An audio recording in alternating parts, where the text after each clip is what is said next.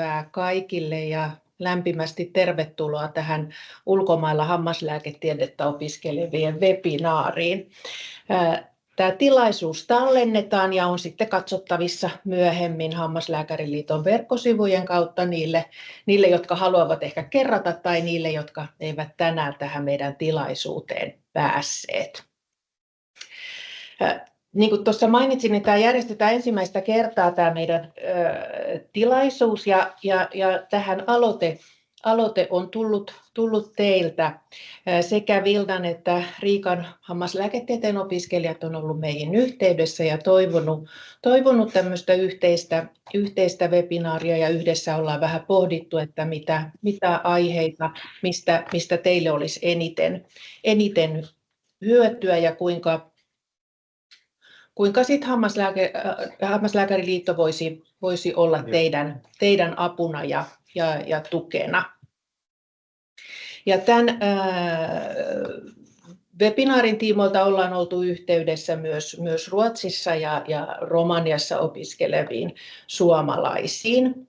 Ja toivoisinkin nyt tähän ihan alkuun, että jos tuonne chattiin sen verran kävisitte kirjaamassa, että missä opiskelukaupungissa ja missä maassa opiskelet, niin tämä olisi meille semmoinen mukava ja mielenkiintoinen tieto. Niitä voitte tässä sitten ohjelman aikana käydä kirjaamassa.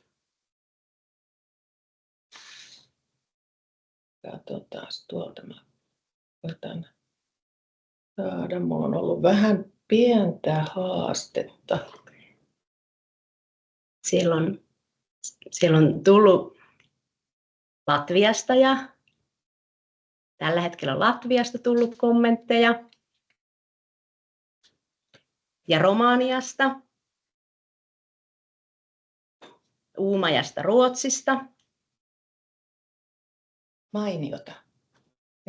Meillä on monesta paikasta nyt sitten osallistujia. Tämä on oikein mainiota ja meille tietysti semmoinen iloinen uutinen, että ollaan teitä näin hyvin tavoitettu.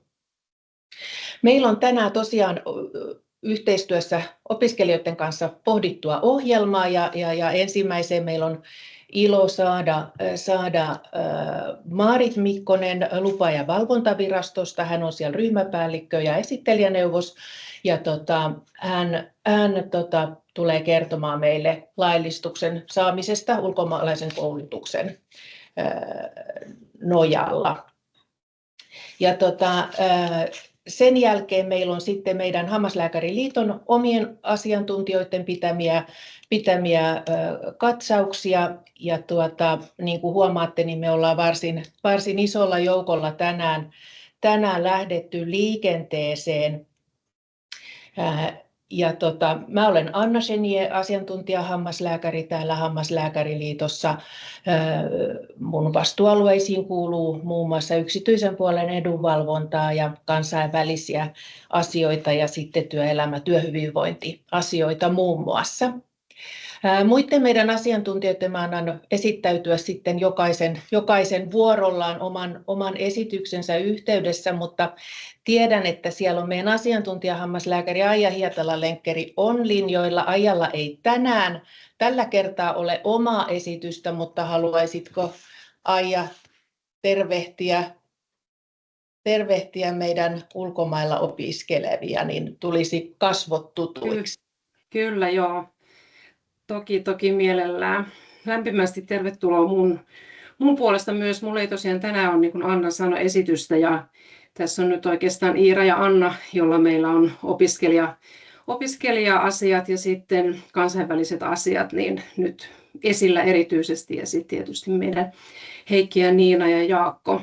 Mä oon toimistolla asiantuntijahammaslääkärinä ja mun vastuulla on koulutuspoliittisen edunvalvonnan asiat. Ja mä vähän niin kuin sen pienen kulman kautta ajattelin, että haluan olla myös sitten läsnä vähän kuulolla ja myös teitä tässä tervehtimässä.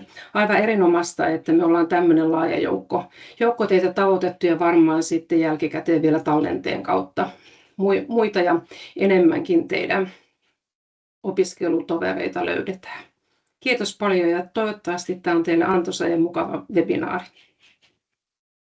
Kiitos Aija. Ja nyt ennen kuin päästetään Maarit ääneen, niin katsotaan meillä on ihan tuliterä esittelyvideo Hammaslääkäriliitosta, niin halutaan sekin teille tässä näyttää, niin katsotaan saadaanko me se tuolta vaan käynnistymään. Niin Iira tuossa mun vieressä hoitaa tätä hommaa. Valvomme hammaslääkärien etuja ja olemme tukenasi työelämässä.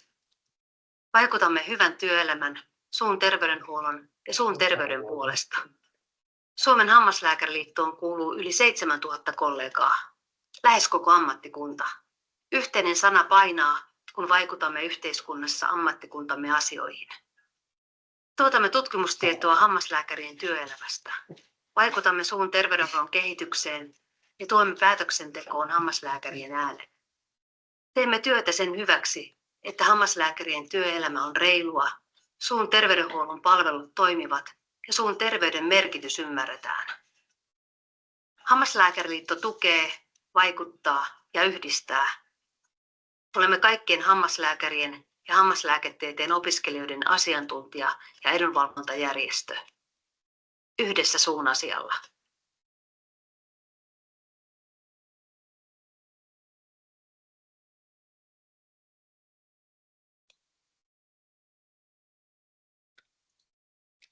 Noin, siinä meidän lyhyt mainos- ja esittelyvideo.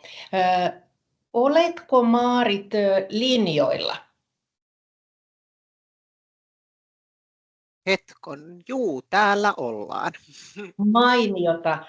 Lämpimästi tervetuloa. On tosi ilo saada sinut tähän meidän tilaisuuteen. Niin kuin varmaan ehkä olit tuossa alusta asti linjoilla, niin kuulit, että tämä on ensimmäinen tämmöinen webinaari, jonka järjestämme nyt sitten ulkomailla opiskeleville, hammaslääketiedettä ulkomailla opiskeleville suomalaisille, ja tämä oli heidän toiveensa tästä aiheesta, niin todella mainiota, että saadaan nyt siitä asiantuntija heille tästä kertomaan. Ja oliko niin, että toivoit, että jaat itse esityksen? Joo, mä voin jakaa. Meillä on nyt, kun ollaan aloitettu uudessa virastossa, niin ollut siinä vähän probleemia, mutta kokeillaan, jospa nuo järjestelmät tänään toimisi. Koitetaan. Ole hyvä, Maarit. Joo. Ihan muutamalla sanasella voisin itseni esitellä ensin. Siis nimeni on tosiaan Maarit Mikkonen ja nyt sitten vajaa kuukausi lupa- ja valvontavirastossa, eli varmaan ei ole ihan teitä kaikkia tämä sana kiirinyt, mutta nythän tehtiin tämmöinen massiivinen valtionhallinnon uudistus ja me kaikki valviralaiset siirryimme sitten lupa- ja valvontavirastoon niin kuin 2000 muutakin henkilöä, eli pienestä virastosta meistä tuli nyt sitten yhtäkkiä tämmöinen jättivirasto. Eli jatkossa kun sitten meistä tietoja etsitte, niin se on lvv.fi. Mutta siis minä olen ollut näissä tehtävissä siis vuodesta 2010, eli aika pitkä näkökulma näihin ammatinharjoittamisoikeuksiin, ja toki olen siinä sitten välissä kyllä käynyt tuolla valvonnankin puolella käännähtämässä, eli sinnekin jotain näkökulmaa on. Mutta minä jaan nyt tämän työpöytäni, katsotaan, että onnistuuko.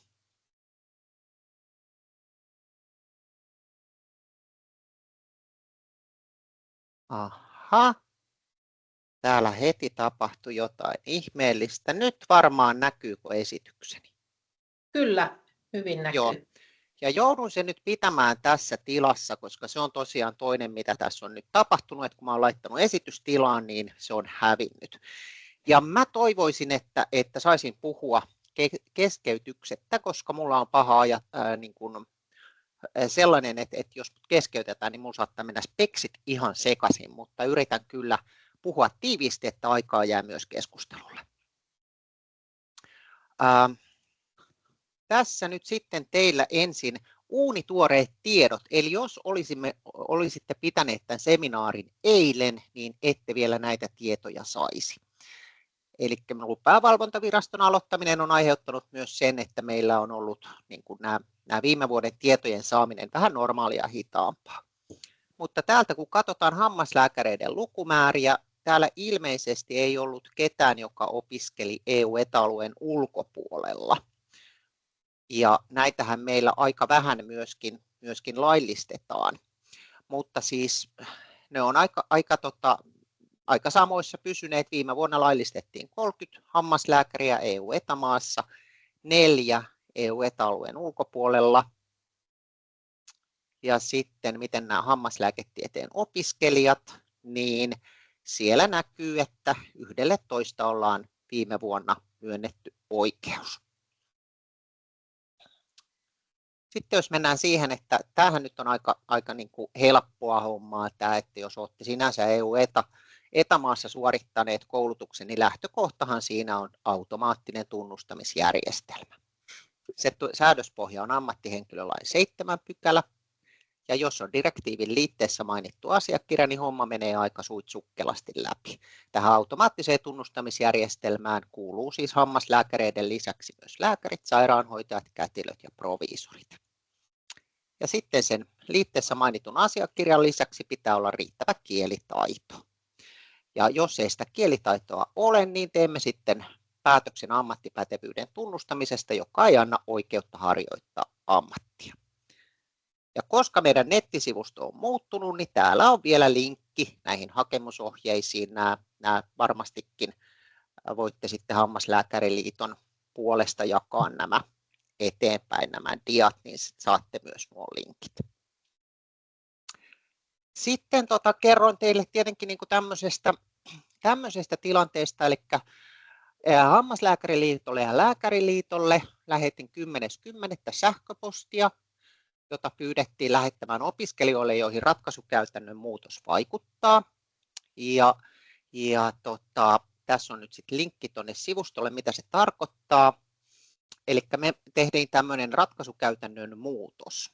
Eli jos haet siis lääkärin tai hammaslääkärin laillistusta väliaikaisella tutkintotodistuksella, niin me voimme myöntää sinulle laillistuksen automaattisen tunnustamisjärjestelmän perusteella vain, jos jompikumpi seuraavista ehdoista täyttyy. Eli sinulla on liitteessä mainittu asiakirja, nämä väliaikaiset tutkintotodistukset eivät ole liitteessä. Tai toimitat toimivaltaisen viranomaisen todistuksen siitä, että koulutuksesi täyttää ammattipätevyysdirektiivin vähimmäisvaatimukset. Eli niin sanotun direktiivitodistuksen. No mä kattelin tuossa, että täällä oli ainakin romanialaisia linjoilla. No romanialaisia tämä nyt sitten ainakin tietojemme mukaan koskee. Ja miksikä näin teimme? No se on ihan sen takia, että viranomaisten tulee noudattaa lakia. Ja me havaitsimme tuossa viime kesänä, että me olemme toimineet tässä väärin. Eli että meidän toiminta ei ole vastannut ammattipätevyysdirektiiviä eikä myös ammattipätevyyslakia. No sen seurauksena me sitten otettiin yhteyttä tuonne pohjoismaisiin kollegoisiin ja kysyttiin, että mitäs te teette? Meillä on hyvin tiivis yhteistyö pohjoismaisten kollegoiden kanssa ja he oli vähän niin kuin sellainen, että mitäs te nyt tuommoista kyselette, että ei tietenkään myönnetä ammattipätevyysdirektiivin automaattisessa tunnustamisjärjestelmässä, jos se on sen mukaisia asiakirjoja. Hammaslääkäriopiskelijat eivät ole olleet muuhun yhteydessä, mutta lääkäriopiskelijat ovat. Ja se, mitä olen heille antanut ohjeeksi, että lähestykääpä itse näitä toimivaltaisia viranomaisia, jotta saisitte tämän direktiivitodistuksen, tai jotta he vastaisivat meidän IMI-pyyntöihin. Eli tämä direktiivitodistushan on vaihtoehtoinen asiakirja. Me avustamme hakijoita ja me olemme itse myös yhteydessä jäsenvaltioiden toisiin toimivaltaisiin viranomaisiin, mutta meillä on semmoinen ongelma, että Romania ei juuri vastaa näihin IMI-pyyntöihin, vaikka on velvollisuus vastata ammattipätevyysdirektiivin mukaisesti. Mutta tämmöinen tilanne on nyt tässä tulossa.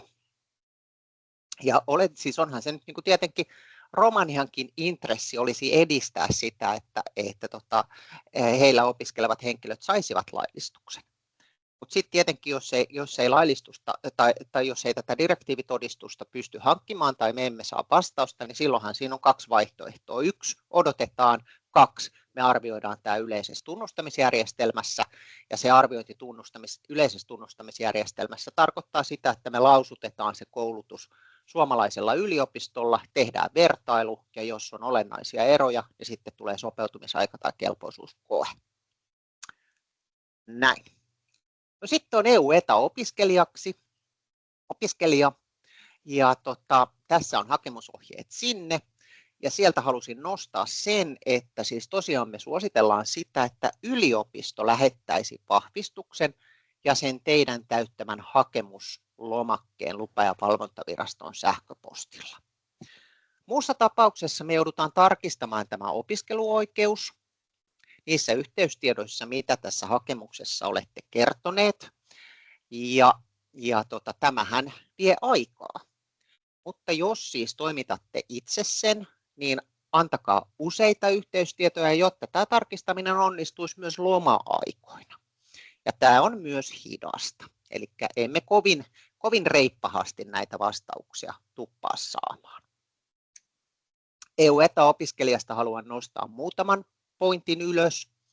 Opiskelijahan ei saa toimia, kun opintojen aloittamisesta on kulunut yli 10 päivää. Tämä on ehdoton sääntö, siihen ei ole mahdollista saada jatkoa. Ja sitten opiskelijana ei myöskään ole mahdollista toimia, kun on 30 päivää kulunut koulutuksen suorittamisesta. Me merkataan se opiskeluoikeus. Siellä hakemuslomakkeella kysytään arvioitua valmistumispäivämäärää. Me merkataan se arvioitu valmistumispäivämäärä plus 30 päivää. Jos valmistut myöhemmin, voit hakea jatkoa, se on maksuton. Jos valmistut aikaisemmin, niin älä työskentele enempää kuin 30 päivää, koska se oikeus ei ole oikeasti voimassa, vaikka se näkyy siellä terhikissä. No sitten on tämä ulkopuolinen lääkäri.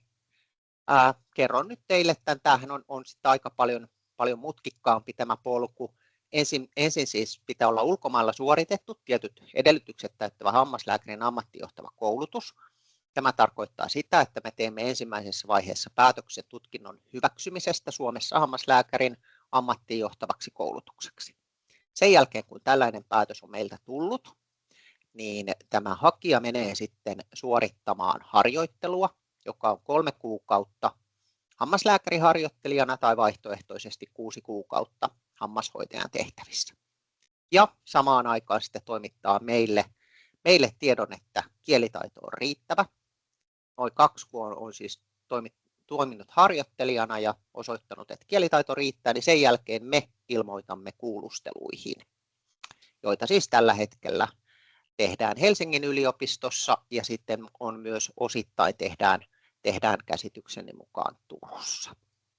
Ja sitten kun on kuulustelut kaikki tehty suoritetusti, niin sen jälkeen on sitten toimilupakausi 1 vuosi. Ja sitten saa täyden ammatin harjoittamisoikeuden. Ja tuossa on myös sinne hakemusohjeet. No sitten käsittelyajoista. Mehän käsitellään nämä EU-ETA-laillistukset. 30 päivässä me otamme ne käsittelyyn ja pyydämme hakijaa toimittamaan puuttuvia asiakirjoja. Varsinaisesti sen hakemuksen käsittelyaika alkaa siitä, kun kaikki hakemusasiakirjat ovat saapuneet meille, mutta jos täydennettävää ei ole, niin on mahdollista, että tämä hakemus käsitellään jo 30 päivän kuluessa.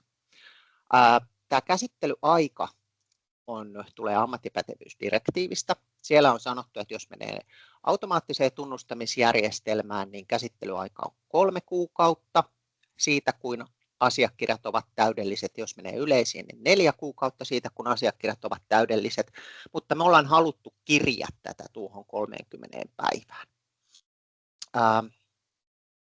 No sitten itse asiassa, koska EU-ETA ulkopuolinen tutkinnon hyväksyminen, niin siinä se käsittelyaika on vähintään 4 kuukautta. Näissähän sitten sitä pidentään tutkinnon, niin kuin, että me tarkistetaan tutkinnot ja niin poispäin. EU-ETA-opiskelijassa se hakemuksen lähtökohtainen vähimmäiskäsittelyaika on 30 arkipäivää. Siitä kun me ollaan saatu kaikki asiakirjat ja vahvistukset. Ja meillähän sitten aina silloin tällöin kysellään, että pääsisikö mitenkään jonon ohi, että minä olen menossa töihin. No, ehkä sarkastisesti haluaisin todeta, että kaikki meidän hakijat ovat lähtökohtaisesti menossa töihin, jolloin se ei ole niin kuin sen tyyppinen seikka. Sitten niin kuin jos niitä hakemuskäsittelyä olisi mahdollista nopeuttaa, niin meidän pitäisi luoda tämmöinen kriteeristö, että kaikille niille, jotka on siinä vastaavassa tilanteessa, niin he voisivat tähän vedota, koska viranomaisia velvoittaa yhdenvertaisuuden periaate. Meidän pitää kohdella kaikkia yhdenvertaisesti. Ja sitten taas toinen, meidän toiminnan pitää olla läpinäkyvää, jolloin meidän pitäisi laittaa nettiin mahdollisuus siitä, että juuri tällaisessa tilanteessa hakemuksesi voidaan käsitellä jonon ohitse. Jossain vaiheessa pystyin joissain tilanteissa, jossa niin kuin työnantaja kertoi, että nyt potilasturvallisuus vaarantuu radikaalisti, niin silloin mä pystyin ottaa näitä jonon ohi, mutta sepä tarkoitti sitä, että näitä yhteydenottoja tuli niin paljon, että meidän hakemukseen käytettävä käsittelyaika pideni aivan huomattavasti, koska sieltä piti aina jonosta niin kuin nyppiä niitä, ja mun piti ensin arvioida, että onko tämä sellainen, ja sitten niitä piti nyppiä sieltä. Niin sen takia me käsitellään nämä saapumisjärjestyksessä. Jos saat niin kuin, sit on tällaista, meille otetaan paljon yhteyttä, että kaveri sai, mutta mä en ole saanut. No sehän taas tarkoittaa sitä, että kun meillä on useita käsittelijöitä, joille nämä menee, niin joku saattaa olla, että se, niin kun, sillä on sellainen tilanne, että se pystyy käsittelemään sen hakemuksen nopeammin kuin joku toinen. Kysymys on yleensä muutamista päivistä, mutta me ollaan luvattu toi 30 päivää, mutta jos sä saat nopeammin kuin 30 päivässä, niin sä olet voittanut. Mutta se, joka saa 30 päivässä, ei ole hävinnyt. Toivon, että ymmärrätte tämän logiikan. No sitten mä vielä laitoin tämän tänne, eli kaikki eivät saa ammattioikeutta. Tämä on nyt vähän kiemuraisesti sanottu, mutta täällä on nyt sanottu, että tämä on vielä vanhaa lainsäädäntöä, meillä ei ole tuohon päivittynyt lupavalvontavirasto, mutta siis me voimme siis hylätä hakemuksen sellaisella perusteella, jolla laillistetun ammattihenkilön ammatinharjoittamisoikeus voidaan rajoittaa tai se voidaan poistaa. No, tämähän tarkoittaa sitten sitä, että jos siinä terveydentilassa tai toimintakyvyssä tai niin kuin siinä ammatin harjoittamisessa on jotain, minkä takia meidän pitää lähteä sitä asiaa enemmän kaivelemaan, niin tällaisille henkilöille sitten on mahdollista, että sitä ammatinharjoittamisoikeutta ei tule. Tämän nostan siihen esille sen takia, että älkää luvatko työnantajalle, että minä saan laillistuksen päivänä X, koska ja me olemme myös hyvin vahvasti puhuneet työnantajille siitä, että ette saa sopia työvuoroja ennen kuin paperit on kunnossa. Vähän tälleen masentavasti nyt lopetin tähän, mutta tällainen rauhallinen talvimaisema kuitenkin täällä. Ekalla sivulla oli mun sähköpostiosoite, siihen voitte laittaa kysymyksiä. Sitten tässä on ammattioikeudet@lvv.fi, mikä on meidän tämmöinen yleinen asiakaspalvelun sähköposti. Ja nyt mä lopetan jakamisen. Lopetuksia. Tuliko kysyttävää? En tainnut ylittää aikaani.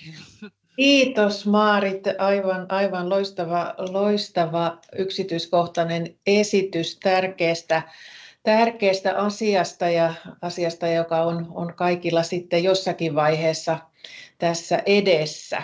Nyt olisi mainio tilaisuus esittää Maaritille aiheeseen liittyviä kysymyksiä.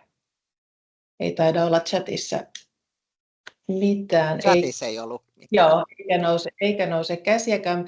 Mä kysyisin sen verran ihan yleisestä mielenkiinnosta, että kun teillä on nyt iso muutos ollut ja on lupa- ja valvontavirasto tullut nyt sitten vuodenvaihteessa ja tiedetään, että siellä muissa asioissa, rekisteröinti- ja lupa-asioissa on ruuhkaa ja ehkä odotettavissa, että nämä aikataulut saattaa vähän venyä, niin onko tämä kuitenkin sellainen asia, tämä ammattioikeusasia, että se pysyy siinä 30 päivässä. Ei valitettavasti kaikissa tapauksissa pysy.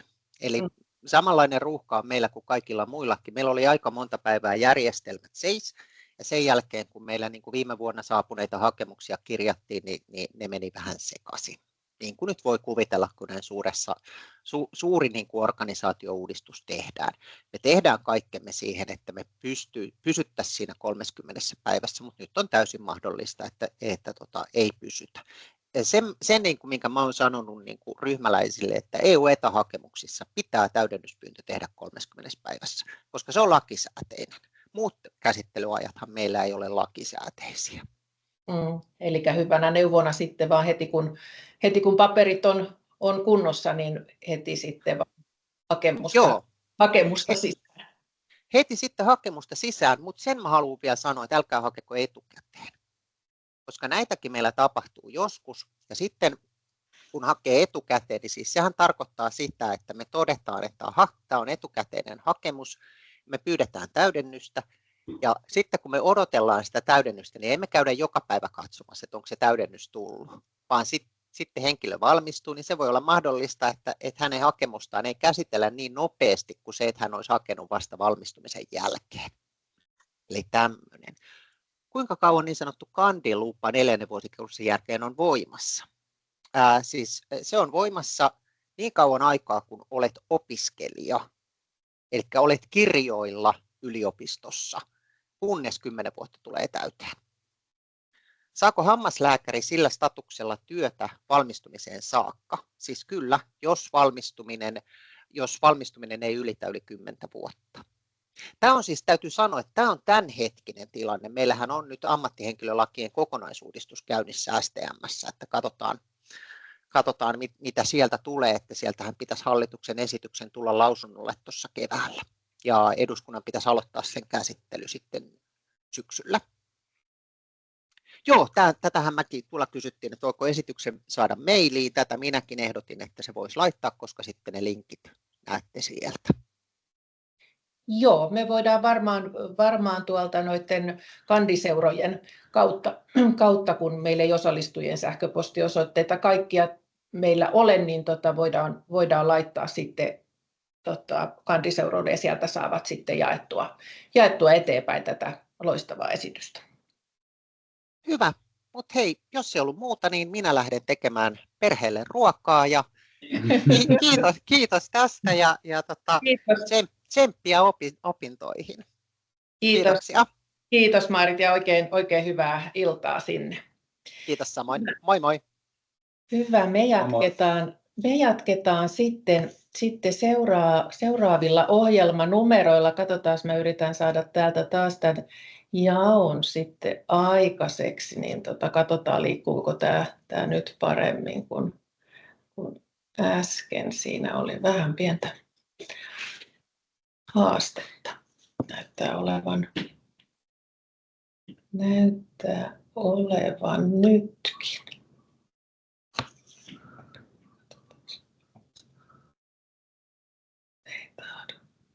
Ei tahdo vaihtaa. No nyt, 10. painalluksen jälkeen. Joo, ja nyt jatketaan sitten ohjelmaa niin, että Hammaslääkäriliiton erikoistutkija Jaakko Koivumäki tekee meille pienen johdannon alan työmarkkinoihin. Ja sen jälkeen, Jaakon jälkeen, päästetään sitten neuvottelupäällikkö Niina Pöyjärvi kertomaan työskentelystä kesäkandina ja valmistuneena julkisella sektorilla. Ja Niinan jälkeen sitten juristi Heikki Kuusela kertoo samoista asioista yksityisellä sektorilla. Ja päästetään tuosta Jaakko ensimmäisenä. Mä katson nyt, että no nyt tämä vaihtaa mainiosti. Ole hyvä Jaakko ja esitelkää itsenne ennen omaa puheenvuoroa, niin opiskelijat tutustuvat teihin. Kiitos Anna. Tosiaan nimi tuossa tulikin, on ollut pitkään, 15 vuotta reilut jo Hammaslääkäriliitossa vastannut tutkimustoiminnasta. Olen itse yhteiskuntatieteilijä taustaltani. Aika monessa näissä edunvalvonnan lohkoissa hääräilen mukana. opiskelijakysymykset on ollut aina läheisiä ja niin työpöydällä. Mä olen näitä opiskelijatutkimuksia tehnyt tässä vuosien varrella paljonkin. Mutta hei, tämmöinen ihan nopea esittely hammaslääkärien työmarkkinoista tähän alkuun. Tässä ei ole kuin tämä yksi dia, johon mä nyt sitten kolme pointtia otin. Mä laitoin tuohon chattiin alkuun linkin, joka on sama kuin toi ensin ylempi noista eli siellä meillä on paljon tutkittua tietoa, tutkimuksia, kyselytutkimuksia ja sitten tilastoja, joita me avoimesti tuolla verkkosivulla ollaan julkaistu. Mutta tässä on nämä mun pointit, eli jos mietitään hammaslääkärien työmarkkinoita Suomessa tällä hetkellä, niin on aika haastavat ajat niin kuin ylipäänsä, tiedätte varmaan tänne tilanteen. Suomessa on tällä hetkellä koko EU-alueiden korkein työttömyysaste, että se on lähentelee jo 11%. Ja hammaslääkärit ei ole niin kuin mikään erillinen saareke, eli se kyllä heijastuu yksityisen hammashoidon kysyntään, tämmöinen laskusuhdanne. Ja sitten hyvinvointialueisiin kohdistuu voimakkaita niin kuin säästöpaineita, niin siellä on myös sitten ollut vaikeat ajat ja niin kuin vakansseja on jonkun verran vähennetty ja niin päin pois. Että noin 4%, siinä on nyt mukana tämmöisiä lomautettuja, mutta sitten niin kuin tämä hammaslääkäreiden työttömyysaste niin kuin tällä hetkellä. Mutta tämä on tämmöinen suhdanneasia, että toivottavasti jo tänä vuonna vähän talous lähtisi paremmille urille. Tämä näkyy nuorilla siinä, että nyt tällä hetkellä on sitä ei meidän noissa vastavalmistuneiden kyselyssä vielä näkynyt. Siinä oli hyvin olivat vielä niin kuin 2024 laillistetut Suomessa tutkinnon suorittaneet olivat niin kuin heti sen niin kuin koulutusvastaavan työpaikan löytäneet, mutta on nyt syytä epäillä, että se on kyllä tämän vuoden aikana se viive vähän niin kuin pidentynyt ja varmasti sitten työnhakuun joutuu sitten lähtemään vähän pidemmälle eli noille reuna-alueille. Ja sitten se näkyy tietenkin myös sitten palkoissa, jos joskus on ollut ajat, että ei ollut hakijoita ollenkaan, ja jos nyt tilanne on se, että on 10 hakijaa, niin se tietenkin vaikuttaa sitten siihen asetelmaan, eli nyt on työnantajan markkinat, voidaan sanoa näin.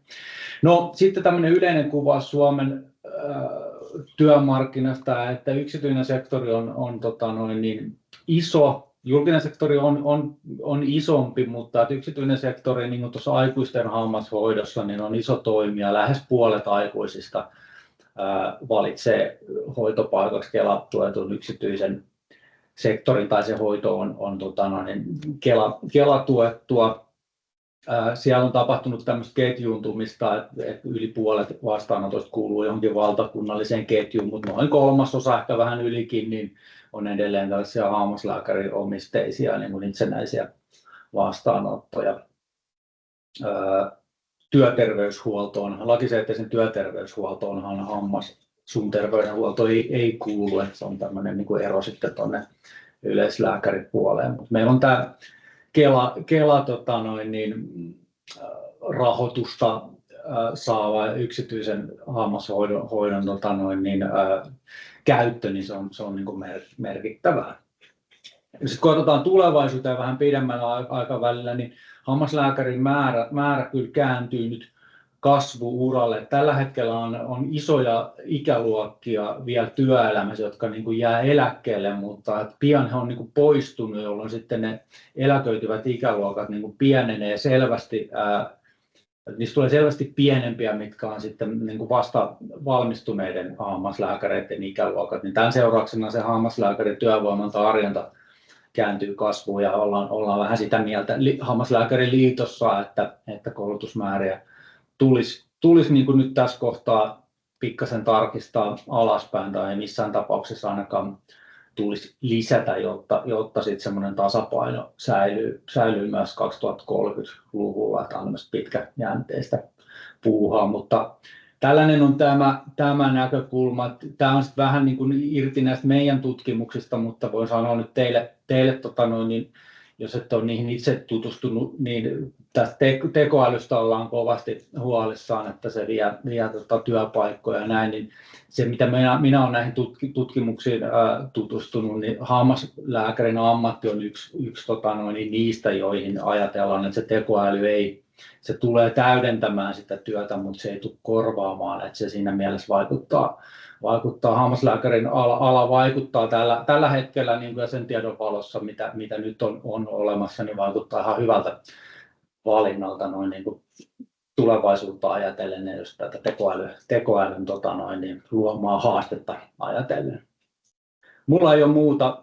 Käykää katsomassa linkkejä jos kiinnostaa tutkia tarkemmin näitä tilastoja. Siellä on ihan alkaen palkoista, niin työmarkkinatutkimuksessa esimerkiksi löytyy ihan tarkkoja lukuja. Kiitos. Kiitos Jaakko. Sitten päästetään Niina ääneen, mutta mä nyt hetkeksi lopetan tuon jakamisen, niin mä saan tuon oman kamerani tuolta pois ja otetaan jako uudestaan, niin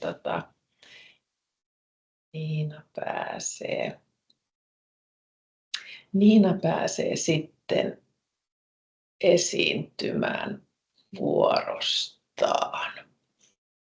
Kiitos Hanna ja moikka kaikille munkin puolesta. Tosi ilahduttavaa, että täällä on melkein 30 henkilöä linjoilla. Me ei yhtään tiedetty, että kuinka hyvin tämä porukkaa tavoittaa ja kuinka paljon on kiinnostusta. Niin oikein positiivista, että näin paljon ihmisiä tullut linjoille. Mä oon tosiaan Poijärven Niina ja mun vastuulla Hammaslääkäriliitossa on julkisen sektorin sopimusedunvalvonta-asiat ja julkisen sektorin juristin hommat. Koulutukselta tosiaan juristi ja työmarkkinatausta pitkälti ennen Hammaslääkäriliittoa muista sote-järjestöistä aikaisemmin. Ja ehkä nyt niin kuin sopimusvastuiden osalta, niin mä vastaan meillä siis julkisella sektorilla tosiaan hyvinvointisektorista, eli hyvinvointialueet, HUS Helsingin kaupunki ja sitten YTHS-sektorista, eli YTHS:n talokohtaista työehtosopimusta sitten myös neuvotellaan Hammaslääkäriliitossa. Ja Heikki, vaikka Heikin vastuulla on sinänsä yksityissektori, niin julkisen puolelta sitten Heikki vastaa meillä valtiosta ja yliopistosta. Eli vähän jakoa siinä sitten myös, mutta mennään itse asiaan. Aihe on todella laaja. Eli palvelussuhdeasiat julkisella sektorilla, pelkästään tästä asiasta voisi puhua teille monta tuntia, joten esitys on aika tiivis, mutta mennään itse asiaan. Voi vaihtaa diaa eteenpäin, jos se sieltä vaihtuu. Niin, tämä tässä tänään. Noniin. Silloin kun me puhutaan julkisesta sektorista, ja mä puhun nyt ennen kaikkea, kun mä puhun julkisesta puolesta, niin mä puhun hyvinvointisektorista, eli nämä mun diat on laadittu nyt hyvinvointialueita, HUS Helsingin kaupunki samaan kategoriaan kuuluen, niin silmällä pitäen. Ensinnäkin pitää heti niin kuin alkuun, kun on menossa opiskelijana tai vastavalmistuneena Suomen työmarkkinoille julkiselle sektorille, niin huomioida, että meillä on siellä 2 eri työsuhde- tai palvelussuhdemuotoa. Käytössä on työsuhde ja virkasuhde. Ja työsuhteessa olevat henkilöt on siis työntekijöitä, eli se nimike, mitä nyt enemmän käytetään. Ja sitten jos palvelussuhdemuoto on virkasuhde, niin puhutaan viranhaltijasta. Ja silloin kun me nyt puhutaan kliinistä työtä tekevistä hammaslääkäreistä, nuorista opiskelijoista tai vastavalmistuneista, niin oikea palvelussuhdemuoto on julkisella sektorillakin se työsuhde, johtuen siitä, että näihin tehtäviin ei käytännössä silloin kuulu semmoista julkisen vallan käyttöä, mistä syystä virkasuhde pitäisi solmia. Eli yleensä se oikea työsuhdemuoto tai palvelussuhdemuoto on työsuhde. Ja työsuhde perustuu työsopimukseen, joka on nimensä mukaisesti siis sopimussuhde. Ja käytännössä kyse on siis yksityisoikeudellisesta oikeussuhteesta, joka tarkoittaa nyt ennen kaikkea sitä, että jos työsuhteeseen liittyen tulee riitoja tai erimielisyyksiä, niin ne käsitellään meillä yleisissä oikeusasteissa, eli ensikädessä käräjäoikeudesta, ja sitten käräjäoikeuden tuomioista voi valittaa hovioikeuteen ja valitusluvalla vielä korkeimpaan oikeuteen saakka. Silloin kun me puhutaan työsuhteesta, niin sopimusvapaus ei todellakaan ole rajaton, vaan sopimusvapautta Suomessa rajoittaa aika vahvastikin meidän pakottava työlainsäädäntö. Ja meidän pakottava työlainsäädäntö perustuu ajatukseen siitä, että se on nimenomaan työntekijän, eli sen työsuhteen heikomman osapuolen suojaksi pakottavaa oikeutta. Ja tämä tarkoittaa käytännössä sitä, että lähestulkoon kaikki työlait perustuu semmoiseen systematiikkaan, että sopimuksella ei voida sopia huonommin kuin mitä se lain taso on työntekijän kanssa pätevästi. Eli jos siellä työsopimuksessa on ehtoja, jotka on pakottavan työlainsäädännön vastaisia, niin ne ehdot on mitättömiä eikä niille voida antaa merkitystä eikä niitä voida soveltaa. Eli tämä pakottava sääntely suojaa kaikkia työntekijöitä ja lisäksi meillä vielä tosi olennainen osa palvelussuhteen ehdoista julkisella sektorilla tulee sieltä työehtosopimuksista ja myös työehtosopimusten määräykset on työntekijän näkökulmasta minimimääräyksiä. Eli työehtosopimuksessa on sovittu vähintään noudatettavista palvelussuhteen ehtojen tasoista ja aina voi sopia paremmin. Aina siis voi työntekijän näkökulmasta sopia paremmin kuin mitä se lain taso tai työehtosopimuksen taso takaa. No työsuhteessa semmoisena ihan peruslakina tai perustuslakina pidetään meillä työsopimuslakia, eli työsopimuslaissa on säännökset monesta työsuhdetta yleisesti sääntelevästä asiasta. Ja muun muassa silloin, kun puhutaan työsuhteen päättämistilanteista, niin sääntely perustuu pitkälti puhtaasti työsopimuslakiin. Sen lisäksi meillä on näitä työehtosopimuksia, joihin mennään kohta vähän tarkemmin. Ehkä nyt julkisen sektorin tästä työehtosopimusmaailmasta todettakoon, että kaikki nämä työehtosopimukset, mitä meillä hyvinvointisektorilla on, niin ne on sekä työ- että virkaehtosopimuksia, eli ne koskee sinänsä myös virkasuhteessa olevia. Ja silloin kun puhutaan viranhaltijoista, niin toisin kuin työsuhteen osalta, niin kyseessä on tämmöinen julkisoikeudellinen palvelussuhde. Ja virkasuhteen taustalla on idea siitä, että siihen palvelussuhteen liittyy julkisen vallan käyttöön ja siitä johtuen virkasuhde on se oikea palvelussuhteen muoto. No mitä nyt sitten on se julkinen valta, sitä ei ole meillä mitenkään tyhjentävästi missään säännelty tai määritelty, mutta ehkä semmoinen hyvin niin kuin yksinkertaistettu määritelmä on, että se on yksipuolista määräämistä toisen ihmisen edusta, oikeudesta tai velvollisuudesta. Eli viranomaiset tyypillisesti voi antaa semmoisia toisia velvoittavia määräyksiä, tehdä muita velvoittavia päätöksiä. Ja silloin, jos työssä on tämän tyyppistä määräysvaltaa, sillä lailla disponoida toisen edustaja oikeudesta, niin oikea palvelussuhdemuoto on virkasuhde. Hammaslääkäriprofessiossa käytännössä johto- ja esihenkilötason tehtävissä yleensä tehdään sen tyyppisiä töitä, että niihin liittyy julkisen vallan käyttöä julkisella sektorilla, ja näin ollen yleensä vastaavat hammaslääkärit ja siitä ylemmät johtotehtävissä olevat hammaslääkärit on sitten virkasuhteisia. Ja siinä, missä työsopimussuhteisilla se peruslaki on työsopimuslaki, niin virkasuhteisten puolella se vastaava peruslaki on sitten viranhaltijalaki, ja meillä on kunta- ja hyvinvointialueella oma viranhaltijalakinsa verrattuna sitten vaikka valtioon, jota valtiosektoria sitten sääntelee oma valtion virkaehtosopimuslaki. Mutta mennään vaan eteenpäin. No, nyt puhutaan nimenomaan työsuhteesta ja työsopimuksen tekemisestä. Ihan vaan muutama keskeinen nosto, mitkä on hyvä huomioida, kun ensimmäistä kertaa menette kandina tai valmistumisen jälkeen Suomessa työsopimuksen tekemisestä neuvottelemaan. Meillä ei työsopimuslaissa ole työsopimuksen tekemiselle mitään määrämuotoa säädetty, eli työsopimus voidaan ihan täysin pätevästi tehdä suullisesti, kirjallisesti tai sähköisesti. Mutta aivan ehdottomasti se kirjallisen sopimuksen tekeminen on suositus ja molempien osapuolten etu jo ihan siitäkin näkökulmasta lähtien, että kun kaikki on kirjallisesti sovittu, niin on jälkeenpäin helpompi näyttää, mitä on sovittu ja että se sopimussuhde on ylipäätään syntynyt. Ei ole 1 eikä 2 kertaa, kun siitä tulee sitten jälkeenpäin epäselvyyttä, jos on suullisesti vaan sovittu työsuhteen alkamisesta ja syystä tai toisesta työnantaja sitten myöhemmin pakittaakin, niin työntekijän näkökulmasta on sitten käytännössä mahdoton näyttää, jos on sana vastaan tilanne, että sitova sopimus olisi jo syntynyt. Eli aina vaatikaa työsopimusta kirjallisena. No sitten käytännössähän, kun me puhutaan julkisesta sektorista, sama homma kyllä yksityisellä puolella, niin työnantajahan on se osapuoli, joka sen sopimuksen laatii ja sen sopimusehdotuksen teille toimittaa. Lukekaa se asiakirja aina tosi huolellisesti ennen allekirjoittamista. Eli se ei todella ole mikään semmoinen paperi, johon kannattaa suoraan nimensä riipasta, vaan ihan tarkasti lukee jokainen ehto ja varmistaa, että ymmärtää jokaisen ehdon ja sopimuskohdan merkityksen. Jos siellä on jotain semmoista, mikä on teidän mielestä epäselvää, jota te ette ymmärrä tai jonka merkitys ei täysin avaudu, niin kysykää ennen kuin allekirjoitatte.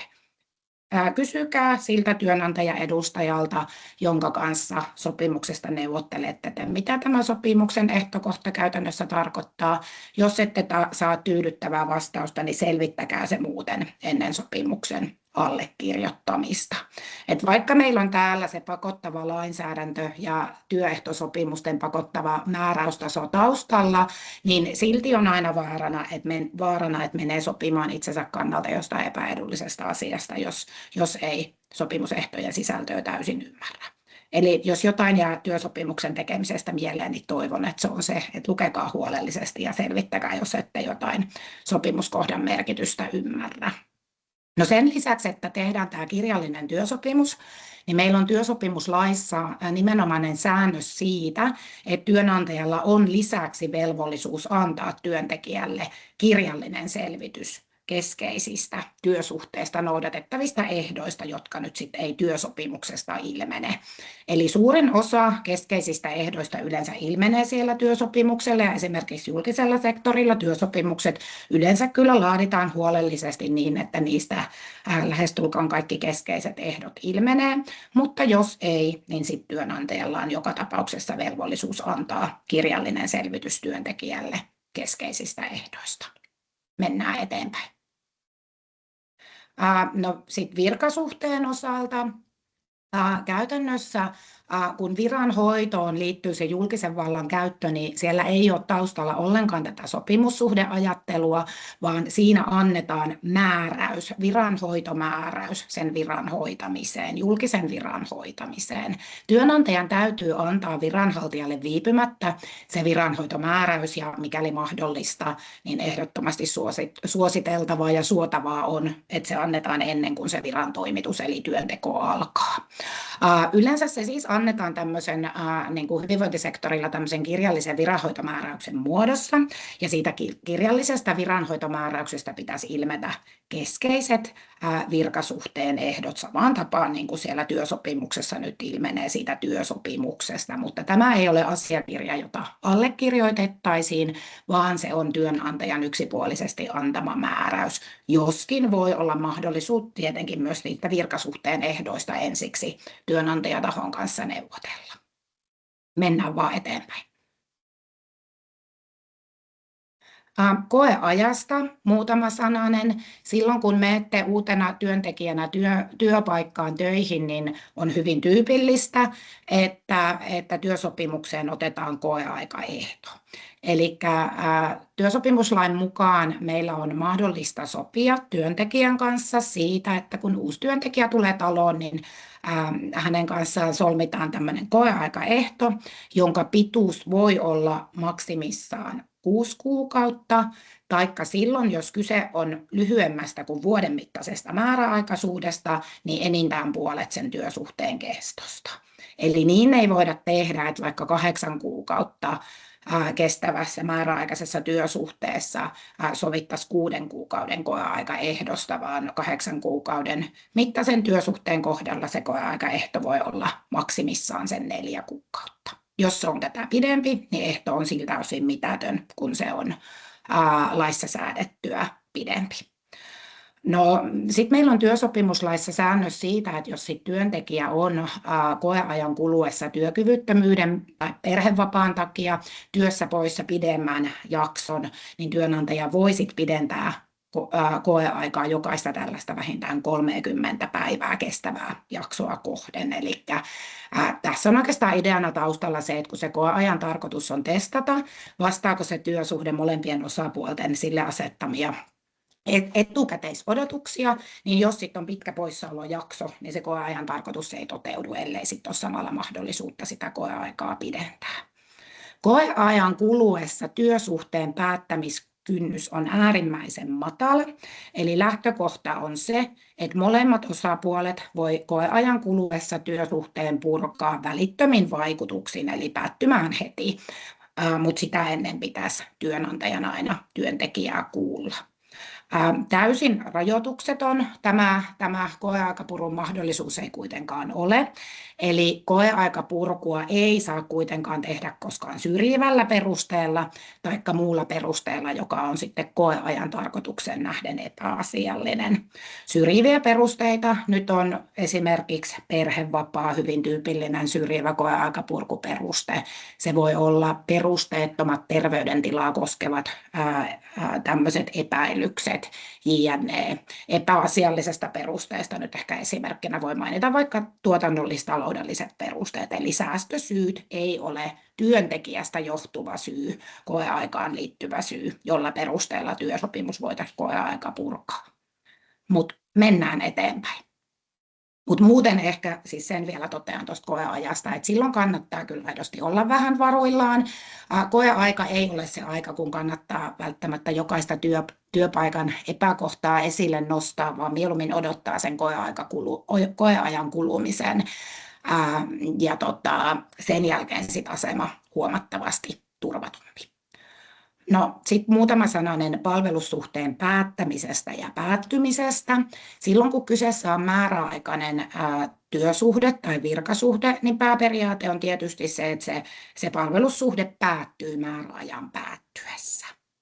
Määräaikaisen työsuhteen osalta on tärkeää muistaa ja ymmärtää, että määräaikaista työsuhdetta ei voi lain mukaan irtisanoa kesken sopimuskauden, ellei sitten erikseen siellä työsopimuksessa tai muuten ole sovittu irtisanomismahdollisuudesta.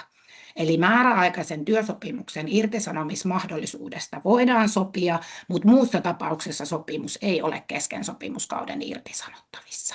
Ja näin ollen aina ohjeistan, että jos etenkin solmii pidemmän määräaikaisen työsopimuksen ja tilanne on se, että saattaa olla tarve siitä työsuhteesta irrottautua kesken sopimuskauden, niin yrittäisi aina neuvotella sinne työsopimukseen sen irtisanomisehdon.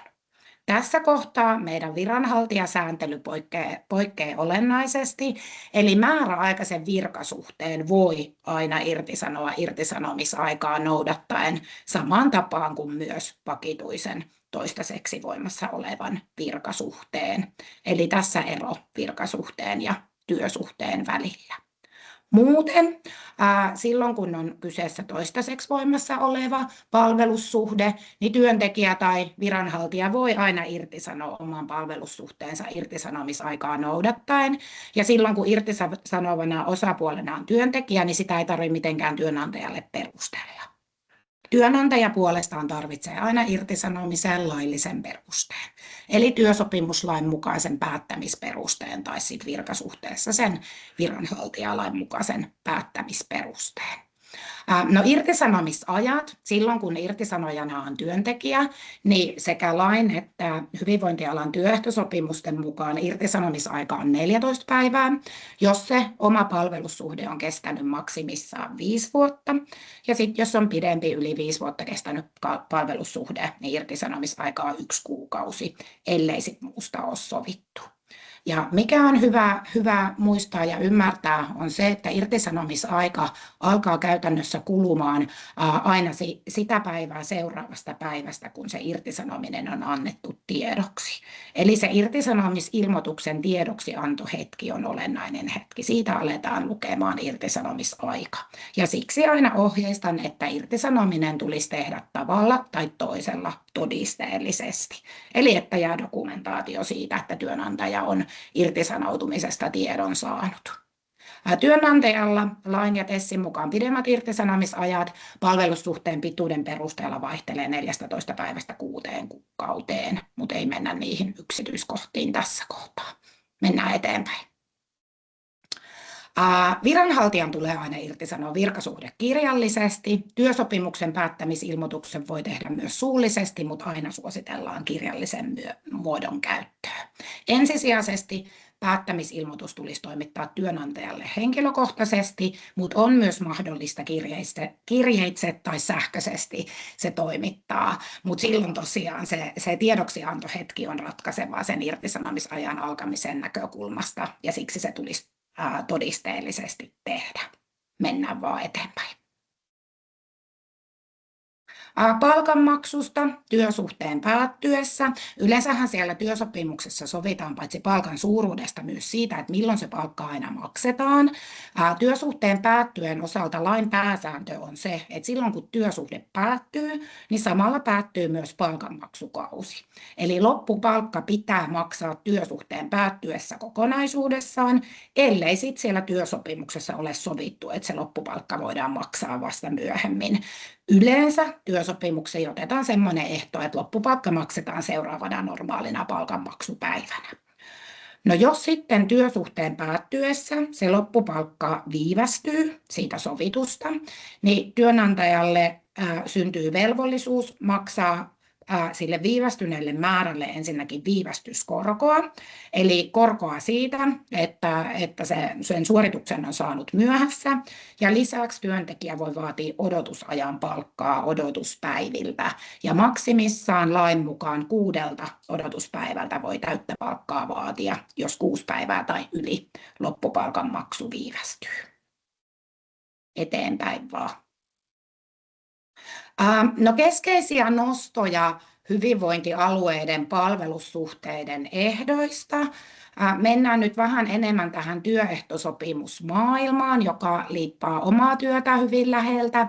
Eli nyt kun me puhutaan hyvinvointisektorista, niin se tärkein hammaslääkäreiden virka- ja työehtosopimus on se lääkärien virka- ja työehtosopimus. Lääkärisopimus, LS on ne nimet, ja tuossa nyt on kuvakin tästä uusimmasta lääkärisopimuksen painoksesta. Ja tämä lääkärien virka- ja työehtosopimus koskee nykyään siis lääkäreitä ja hammaslääkäreitä. Eläinlääkärit oli aiemmin kyseisen VSTESin piirissä, mutta nykyään kun jäivät kuntasektorille, niin ovat siirtyneet sinne KVTES-maailmaan. No, lääkärisopimuksen lisäksi hyvinvointisektorilla sovelletaan hammaslääkäreihin myös hyvinvointialan yleistä virka- ja työehtosopimusta, eli HYVTESiä. Nämä TES-määräykset TES-maailma voi tuntua hyvin sekavalta ja haastavalta, älkää yhtään siitä hämääntykö, jos näin on, niin se tuntuu kaikista alkuun, mutta näihin pääsee sitten kyllä kummasti sisälle, kun jonkun aikaa asioiden kanssa on puuhastellut, mutta siis HYVTES on tämän yleisen virka- ja työehtosopimuksen nimitys. Ja mistä asioista meillä nyt TES-maailmassa on määräyksiä, niin ennen kaikkea näissä virka- ja työehtosopimuksissa on hyvinvointisektorilla määräyksiä palkasta, työajoista, vuosilomista, sairausajoista, niiden palkallisuudesta, perhevapaiden palkallisuudesta, jne. Ja tämän lääkärien virka- ja työehtosopimuksen ohella me siis neuvotellaan Hammaslääkäriliitossa hammaslääkäreiden osalta itse tätä sopimusta.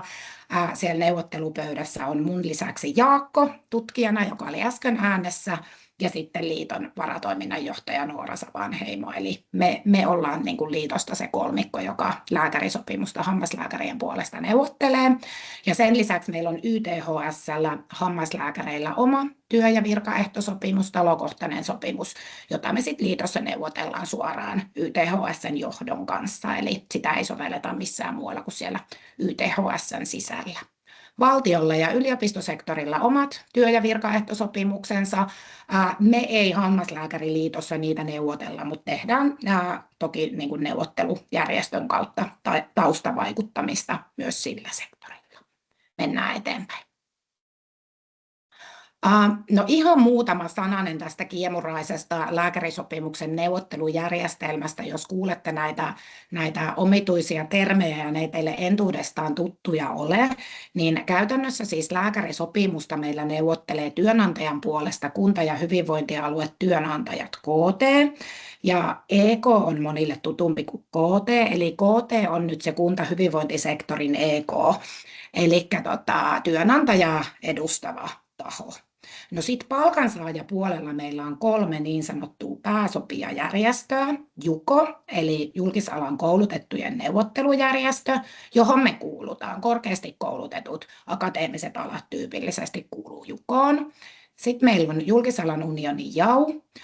JAUhun kuuluu ammattiliitoista JYTY ja JHL, jos on tuttuja nimiä. Ja sitten lisäksi vielä Sote ry, joka edustaa hoitajaliittoja, eli Tehy ja Super on Sote ry. Ja nämä on ne tahot, jotka meillä nyt neuvottelee itse asiassa kaikki kunta- ja hyvinvointisektorin sopimukset. Nyt kun me puhutaan tästä meidän omasta hammaslääkärien ja lääkärien lääkärisopimuksesta, niin sitä käytännössä neuvottelee vaan Hammaslääkäriliiton ja Lääkäriliiton neuvottelijat yhdessä KT:n kanssa. Me istutaan siellä neuvottelupöydässä virallisesti JUKOn hattu päässä, mutta käytännössä neuvotellaan sopimusta kyllä ihan itsenäisesti. Valtiosektorilla tosissaan JUKO neuvottelee sitten nämä meidän työehtosopimukset ja YTHS:n tilanteen jo mainitsinkin, eli mennäänpä vaan eteenpäin. No, mitä määräyksiä meillä nyt sitten tulee mistäkin työehtosopimuksesta? Niin lääkärisopimuksessa meillä nyt on ennen kaikkea kaikki hammaslääkärien työaikaa koskevat määräykset hyvinvointisektorilla, samoin kuin sitten kaikki relevantit palkkausta ja toimenpidepalkkiojärjestelmää koskevat määräykset. Eli oikeastaan nyt nämä niin tämmöiset keskeiset palvelussuhteen ehdot sitten tulee sieltä lääkärisopimuksen puolelta. Sitten kun puhutaan tämmöisestä yleisemmistä palvelussuhteen ehdoista, niin esimerkiksi vuosilomamääräykset, kaikenlaisia virkatyövapaita, perhevapaita, sairauspoissaoloja ja niiden palkkaa koskevat määräykset tulee sitten taas sieltä HYVTESin puolelta. Samoin sitten meillä on määräykset luottamusedustajista, eli ennen käytettiin nimitystä luottamusmiehet, mutta nimike on muutettu sukupuolineutraaliin muotoon luottamusedustajaksi, niin siitä on määräykset HYVTESin puolella, ja ehkä semmoinen, mikä nyt tulee välillä HYVTESin puolella myös hammaslääkäreillä sovellettavaksi, on nuo matkakustannusten korvausmääräykset, eli siellä oma matkakustannusten korvausliite, jota sitten sovelletaan myöskin hammaslääkäreihin, mutta mennään vielä eteenpäin. Muutama sana palkkauksesta. Meillä tehtiin taannoin vuonna 2023 iso palkkausjärjestelmäuudistus lääkärisopimukseen. Meillä on nykyään tämmöinen uraporraspalkkajärjestelmä ja käytännössä siellä uraporraspalkkajärjestelmässä meillä on määritelty eri palkkaportaita sen hammaslääkärin osaamisen ja vastuun perusteella, ja jokaiselle palkkaportaalle on siellä lääkärisopimuksessa määritetty niin sanotut minimipalkat, jota vähintään pitää sillä palkkaportaalla maksaa. Mutta jotta tämä nyt ei olisi näin yksinkertaista, niin käytännössä siis yksikään hyvinvointialue Suomessa ei taida maksaa niitä kirjan mukaisia minimipalkkoja, hyvä näin, vaan siis palkkataso on parempi. Ja tämä kunkin hyvinvointialueen palkkataso määräytyy sitten sen paikallisen palkkatason ja paikallisen palkkausjärjestelmän perusteella. Eli näihin sopimuspalkkatasoihin tai kirjan sopimuspalkkoihin en kiinnittäisi hirveästi huomiota, vaan sitten kun menette johonkin hyvinvointialueelle töihin, niin pitää selvittää, mikä se palkkataso on kullakin uraportaalla siellä kyseisellä hyvinvointialueella. Mutta minimipalkka ihan siellä kandiportaalla 1A on tällä hetkellä reilu 2500 €.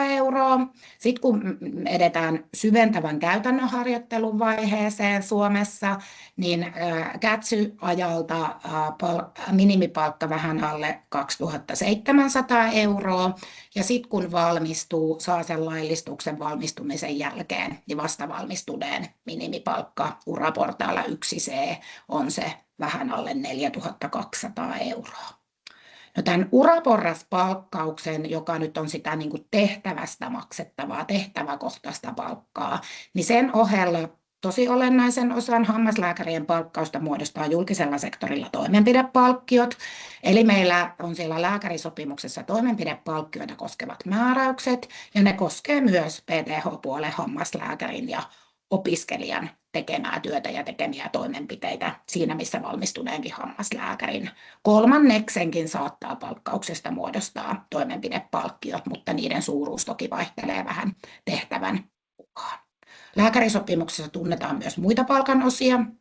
Voidaan maksaa tehtävälisää semmoisista lisätehtävistä, joita ei siellä uraporraspalkoissa huomioida. Työkokemuslisää maksetaan tiettyjen työkokemusvuosien karttumisen perusteella. Lisäksi voidaan esimerkiksi tämmöisiä alueellisia rekrytointilisiä maksaa tai henkilökohtaista lisää henkilökohtaisen suoriutumisen perusteella. Tulospalkkaus myös mahdollinen, mutta ehkä vähemmän käytetty elementti hammaslääkärin tai kliinistä työtä tekevien hammaslääkärien työssä hyvinvointisektorilla. Mennään eteenpäin. No tosiaan tämä koko meidän uraporrasjärjestelmän idea lähtee siitä, että ollaan haluttu luoda aikaisempaa avoimempi, läpinäkyvämpi ja kannustavampi palkkausjärjestelmä, jossa hammaslääkärillä ja opiskelijalla on mahdollisuus nousta palkkaportailla ylöspäin sitä mukaan, kun se osaaminen ja vastuu kasvaa uran edetessä. Eli siitä ehkä tämä termi uraporrasjärjestelmä ylipäänsä tulee. No, meillä on erilaisia portaita ja osa näistä järjestelmän mukaisista uraportaista on sidottu sellaisiin kriteereihin, joiden täyttyessä on pakko siirtyä soveltamaan sitä uutta porrasta. Esimerkkinä nyt mainitaan se, kun opiskeluajan jälkeen valmistus hammaslääkäriksi saat lupa- ja valvontavirastosta sen laillistuksen, josta prosessista just äsken kuultiin, niin sen jälkeen kun laillistuminen on myönnetty, niin kun työntekijä esittää tästä laillistuksesta selvityksen työnantajalle, niin sitä seuraavan kuukauden alusta lukien pitää palkkaportaan nousta. Eli silloin siirrytään sieltä 1B-portaalta sinne 1C-portaalle vastavalmistuneen palkkaportaalle. Ja jos te niin kuin ulkomailla opiskelijoina tuutte ensimmäistä kertaa Suomeen töihin siinä vaiheessa, kun olette valmistunut ja saanut sen laillistuksen, niin suoraan pitää sitten käytännössä maksaa sitä 1C-portaan palkkaa. No sitten meillä on myös uraportaita, joiden soveltaminen edellyttää tiettyä määrää työskentelyä työnantajan palveluksessa. Ja tämmöinen porras on nyt esimerkiksi porras 1D. Eli siinä vaiheessa, kun on valmistumisen jälkeen työskennellyt 3 vuotta hammaslääkärin tehtävissä, niin siirtyy automaattisesti 1C-portaalta 1D-portaalle. Ei käydä näitä kaikkia portaiden yksityiskohtia tarkemmin läpi, mutta mainittakoon, että tämä niin kuin ykköslohko, eli sieltä 1A:sta 1E:hen on näitä NS-perushammaslääkärin palkkaportaita. Sitten kakkoslohkolla on portaat A, B, C. Ne koskee erikoishammaslääkäreitä ja siellä eri vaativuustason tehtäviä. Ja sitten meillä on vielä johtoesihenkilötehtäviä koskeva kolmoslohko 3A, B, C, joka koskee sitten johtoporrasta. Eli tällä tavalla 3 eri lohkoon on se meidän palkkausjärjestelmä jaoteltu. Mennään vaan eteenpäin. Ihan niin kuin muutama sananen nyt näistä toimenpideluokituksista ja toimenpidepalkkioista suun terveydenhuollosta. THL siis ylläpitää Suomessa tätä suun terveydenhuollon toimenpideluokitusta, joka on käytössä potilasasiakirjamerkinnöissä sekä julkisella että yksityisellä sektorilla. Tämä on tosi tärkeä osa meidän terveydenhuollon rakenteista kirjaamista, ja siinä käytännössä kuvataan niitä kliinisiä toimenpiteitä, joita hammaslääkärit potilaille tekee. Kaikelle tekemisille, kaikille toimenpiteille, mitä te teette, ei ole palkkiokoodia, mutta on tosi tärkeää, että kaikki tehtävät toimenpiteet silti kirjataan sinne potilasasiakirjoihin riittävällä tarkkuudella. Mutta tästä THL:n toimenpideluokituksesta pitää erillään tämä meidän lääkärisopimuksen toimenpidepalkkiojärjestelmä. Eli näistä toimenpiteistä maksettavista palkkioista meillä sovitaan siellä meidän omassa lääkärisopimuksessa, ja nämä 2 järjestelmää, mennään vaan taas eteenpäin, on käytännössä toisistaan erilliset, tämä THL:n järjestelmä ja sitten tämä lääkärisopimuksen palkkiojärjestelmä. Eli puhutaan 2 eri asiasta, se on hyvä tiedostaa. Niissä on vastaavuuksia jossain määrin, mutta on myös selkeitä eroja, eikä ole niitä ei ole niin kuin kiinteästi toisiinsa kytketty. Ehkä niin kuin mitä en käy tätä palkkiojärjestelmää sen tarkemmin, kerron teille ensinnäkin, että jos valmistumisen jälkeen Suomeen tulette töihin ja liittoon liitytte, niin meillä liitossa varatoiminnanjohtaja Noora Savanheimo on paras asiantuntija näissä toimenpidepalkkioasioissa. Minä näitä itsekin vielä opiskelen ja ottaen huomioon, että olen koulutukseltani juristi, niin en tietenkään pysty niin kuin ymmärtämään sitä kliinistä työtä sillä tasolla, että pystyisin tätä järjestelmää syvällisesti ymmärtämään. Niin Noora on meillä paras ekspertti näissä asioissa. Mutta mitä toivon, että muistatte toimenpidepalkkioiden käyttämisestä, on se, että kun menette uutena töihin, pyytäkää, vaatikaa perehdytystä, jos ette sitä muuten saa. Jos olette epävarmoja, miten jotain toimenpidepalkkioita sinne merkitään tai palkkiokoodeja käytetään, kysykää aina apua. Eli ei saa lähteä itse keksimään, arvailemaan. Ei kannata myöskään kysyä siltä toiselta kohtuutuoreelta hammaslääkäriltä, että miten tämä menee, koska toinenkin kaverikin saattaa merkitä väärin, eli mielellään ja mieluummin siltä työnantajan edustajalta varmistaa, jos ei ole varma, että miten palkkiokoodia käytetään. Valitettavasti perehdytys näihin asioihin on välillä vähän puutteellista, mutta aina saa ja pitää kysyä, jos ei ole varma. Mennään eteenpäin. Skipataan nyt ehkä tämän, päästään, ollaan vähän jo yliajassa. Joo, mennään eteenpäin. Ihan muutama sananen työajoista hyvinvointialueilla. Hyvinvointialueiden säännöllinen työaika on meillä määritetty lääkärisopimuksessa. Täyttä työaikaa tekevä hammaslääkärin säännöllinen työaika on 38 tuntia 15 minuuttia viikossa, taikka sitten työaikajakson aikana, jota siellä työpaikalla noudatetaan.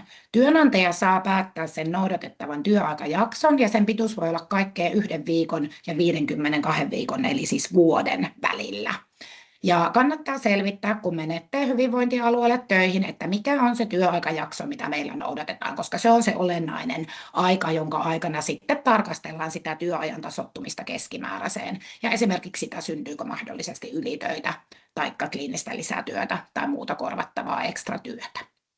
Tietyt poissaolot, esim. Vuosilomat, sairaslomat, arkipyhät, alentaa säännöllistä työaikaa, eli tehtävää työaikaa. Ja osa-aikaisuudesta on tietenkin aina mahdollisuus erikseen sopia työnantajan kanssa, ja silloin se työaika on se sovittu, mutta säännöllinen työaika ei voi ikinä olla yli tuo 38 tuntia 15 minuuttia. Sitten eteenpäin. Työnantajan velvollisuutena on meidän työaikamääräysten mukaan laatia työvuoroluettelo, joka pitäisi etukäteen työntekijöiden tietoon antaa. Tämä nyt ei ihan täysin hammaslääkäreiden työssä käytännössä hyvinvointialueella sovellu tai toteudu, vaan aika usein se työvuorosuunnittelu perustuu siihen, että itse suunnitellaan ne potilaskirjat ja sitä käytetään ikään kuin työajan seurannassa, mutta näin se by the book pitäisi olla. Ja työnantajan tehtävänä työaikojen osalta on varmistua siitä, että kaikki tehtävät pystyisivät sen työajan puitteissa suorittamaan. Eli jos huomaatte, että jatkuvasti tilanne on se, että ette saa niitä teidän normaaleja säännöllisiä työtehtäviä työajan puitteissa tehtyä, niin kannattaa ottaa asia puheeksi esihenkilön kanssa. Omin luvin ei lähtökohtaisesti pidä eikä saisi jäädä tekemään pidempää päivää, ja se jos niin kuin jää omin päineen tekemään pidempään töitä, niin voi johtaa siihen, ettei välttämättä tarvitse näitä ylitystunteja työnantajan korvata. Eli sopikaa aina asiasta esihenkilön kanssa. Ja ylipäätään selvittäkää, mikä on se työpaikan käytäntö, että millä tavalla toimitaan, jos nyt sitten potilaanhoito syystä tai toisesta venyy. Faktahan se, että aina ei siinä säännöllisen työajan ja suunnitellun työajan puitteissa pystytä pysymään. Mennään eteenpäin.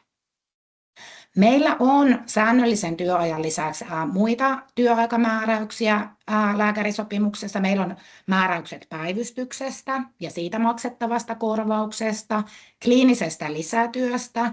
Se tarkoittaa siis kliinistä työtä, jota tehdään säännöllisen työajan lisäksi. Ja sen lisäksi lisä- ja ylityöstä omat määräykset. Lisä- ja ylityötä on hammaslääkärillä käytännössä muu kuin kliininen työ, jota tehdään yli sovitun työajan. Lisä- ja ylityön osalta on hyvä muistaa, että kellään ei ole velvollisuutta tehdä lisä- tai ylitöitä, eli niiden tekeminen edellyttää työntekijän suostumusta.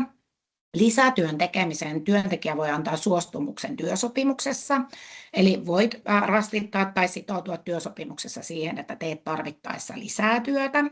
Ja lisätyö tarkoittaa nyt sitä työtä, jota osa-aikainen tekee sen oman työajan lisäksi siihen täyteen 38 tuntiin 15 minuuttiin saakka. Eli jos se oma viikkotyöaika olisi vaikka 30 tuntia, niin 30 tunnin ylittävä työ on sinne 38 tuntiin 15 minuuttia asti lisätyötä. Ja sitten jos sen 38 tuntia 15 minuuttia ylitetään, niin sen jälkeen ylityötä. Tämä on se ero. Ylityötä, joka nyt on sitten tosiaan se yli täyden työajan tehtävä työ, niin siihen ei voi antaa suostumusta työsopimuksella, vaan ylityön tekemisestä pitäisi aina sopia työntekijän kanssa erikseen, ja korkeintaan voi semmoiseksi lyhyemmäksi jaksoksi kerrallaan antaa sitovasti ylityösuostumuksen. Mennään eteenpäin. Ihan muutama sana nyt näistä muista asioista, mitä meillä sitten HYFTESin puolella säännellään. Meillä on siellä vuosiloma-ajan pituutta palkkaa koskevia määräyksiä, lomarahaa, eli lomaraha on sitä rahaa, mitä maksetaan lomapalkan päälle vuosilomista. Niiden maksaminen ei perustu millään tavalla vuosilomalakiin, vaan virka- ja työehtosopimuksen määräyksiin. Eli siitä on HYFTESissä määräykset sairauspoissaoloista ja sairausajan palkasta ja perhevapaiden palkasta. Meillä on määräyksiä. Mennään eteenpäin, käydään vielä sairaus. No vuosilomista ihan muutama sana. Meillä siis vuosilomaa ansaitaan sillä idealla, että loman määräytymisvuosi, jolta aina sitä lomaa kerrytetään, on ajanjakso huhtikuun alusta maaliskuun loppuun. Jostain ihmeen syystä se ei ole kalenterivuosi, mikä olisi paljon yksinkertaisempaa, vaan se on tämmöinen ajanjakso huhtikuun alusta maaliskuun loppuun. Ja se on se vuosi, jolta sä sitä lomaa kerrytät. Ja idea on se, että myöhemmin sit pidetään ne kertyneet lomat. Eli käytännössä, jos mietitään nyt kesää 2026, niin ne on niitä edellisenä vuonna kertyneitä lomia, jota sitten pidetään nyt tulevana kesänä. Ja jos te menette vaikka nyt kesällä menisitte töihin, niin käytännössä niitä lomia pidetään sitten vasta seuraavana kesänä. Myös opiskelijat ansaitsevat vuosilomaa ihan HYFTESin määräysten puitteissa, ja heille pitää maksaa lomarahaa HYFTESin määräysten puitteissa. Jos se oma työsuhde päättyy ennen kuin se loma pitäisi antaa, niin kuin lyhyissä työsuhteissa usein tilanne on, niin työnantajan ei tarvitse antaa sitä lomaa vapaana, eli lomana, vaan silloin se voidaan maksaa työsuhteen päättyessä lomakorvauksena.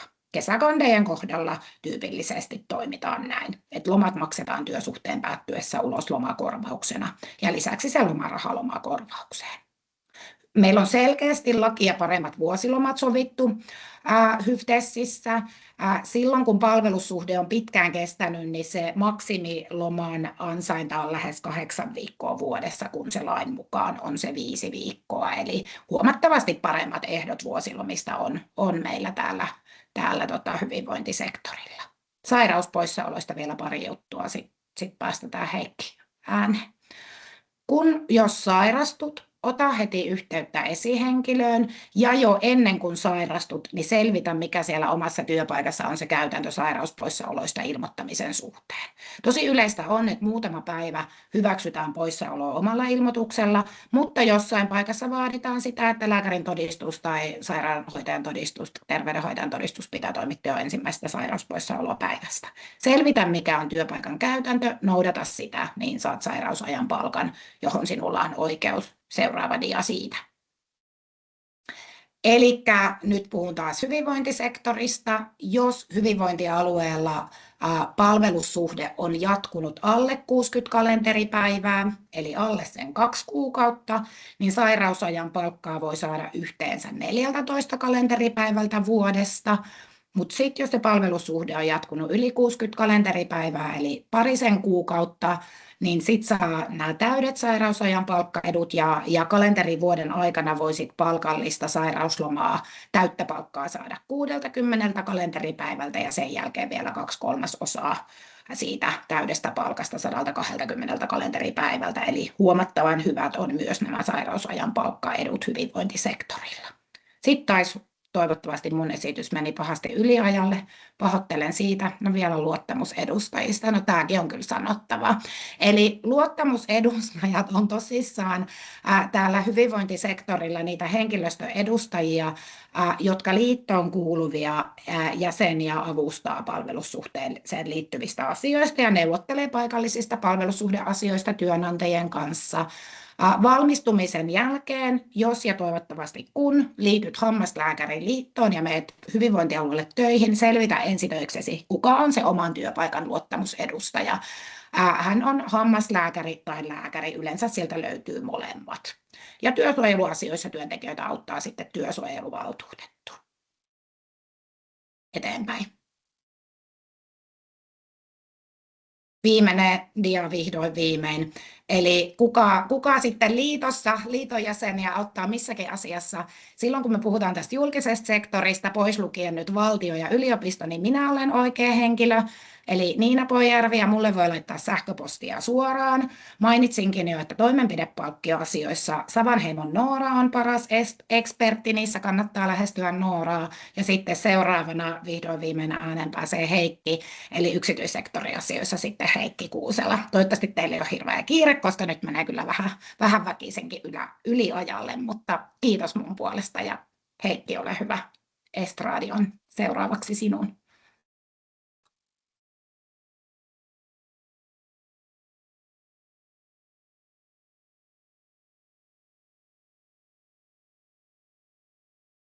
No niin, kokeillaan näin. Onpas punainen naama tulee tuosta mun valosta. Mutta joo, mä oon siis Heikki Kuusela ja yksityissektorin lakimiehenä täällä ja kerron nyt teille vähän tuosta yksityissektorin työskentelystä. Otetaan rohkeasti seuraava dia.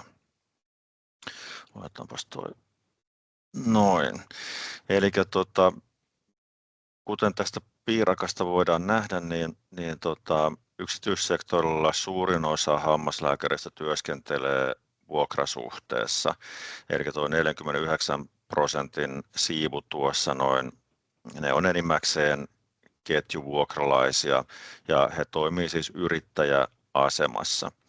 Toi ammatinharjoittajana itsenäisessä asemassa 30%, niin se tarkoittaa siis henkilöitä, joilla on oma vastaanotto. Ja niin kuin nähdään, niin työsuhteessa itse asiassa työskentelee aika pieni osa, 14%, myöskään vuokrafirmoissa ei enää tänä päivänä kovin paljon väkeä pyöri. Ja sitten meillä on mystinen jokin muu 6%, josta mä en itse asiassa itsekään tiedä, että mitä se tarkoittaa. Ja mennään seuraavaan kuvaan. Tässä näkyy vähän nyt sitten pitemmän aikavälin kehitystä näissä meidän toimintamuodoissa ja sieltä näkyy, että tämmöinen itsenäinen oman vastaanoton pyörittäminen on ollut se johtava toimintamuoto, mutta pikkuhiljaa sitten alan ketjuuntuessa niin nämä ketjuvuokralaiset on ottanut tuon kärkipaikan, eli nähdään tuosta käppyrästä. Ja se on merkittävä tekijä täällä yksityissektorilla, toi ketjuuntuminen, se vaikuttaa moneen asiaan. Otetaan seuraava kuva. Ja sitten kuuluuko vastaanotto, jolla työskentelet johonkin tämmöiseen ketjuun, niin nähdään, että suurin osa näistä vuokralaisista tai hammaslääkäreistä ylipäätään vastaa, että kyllä 59%. Tämä on pikkasen elänyt, tuossa taannoin nähtiin jo vähän alempiakin numeroita, mutta nyt se on taas tuolla lähempänä 60% toi luku. Ja otetaan seuraava kuva.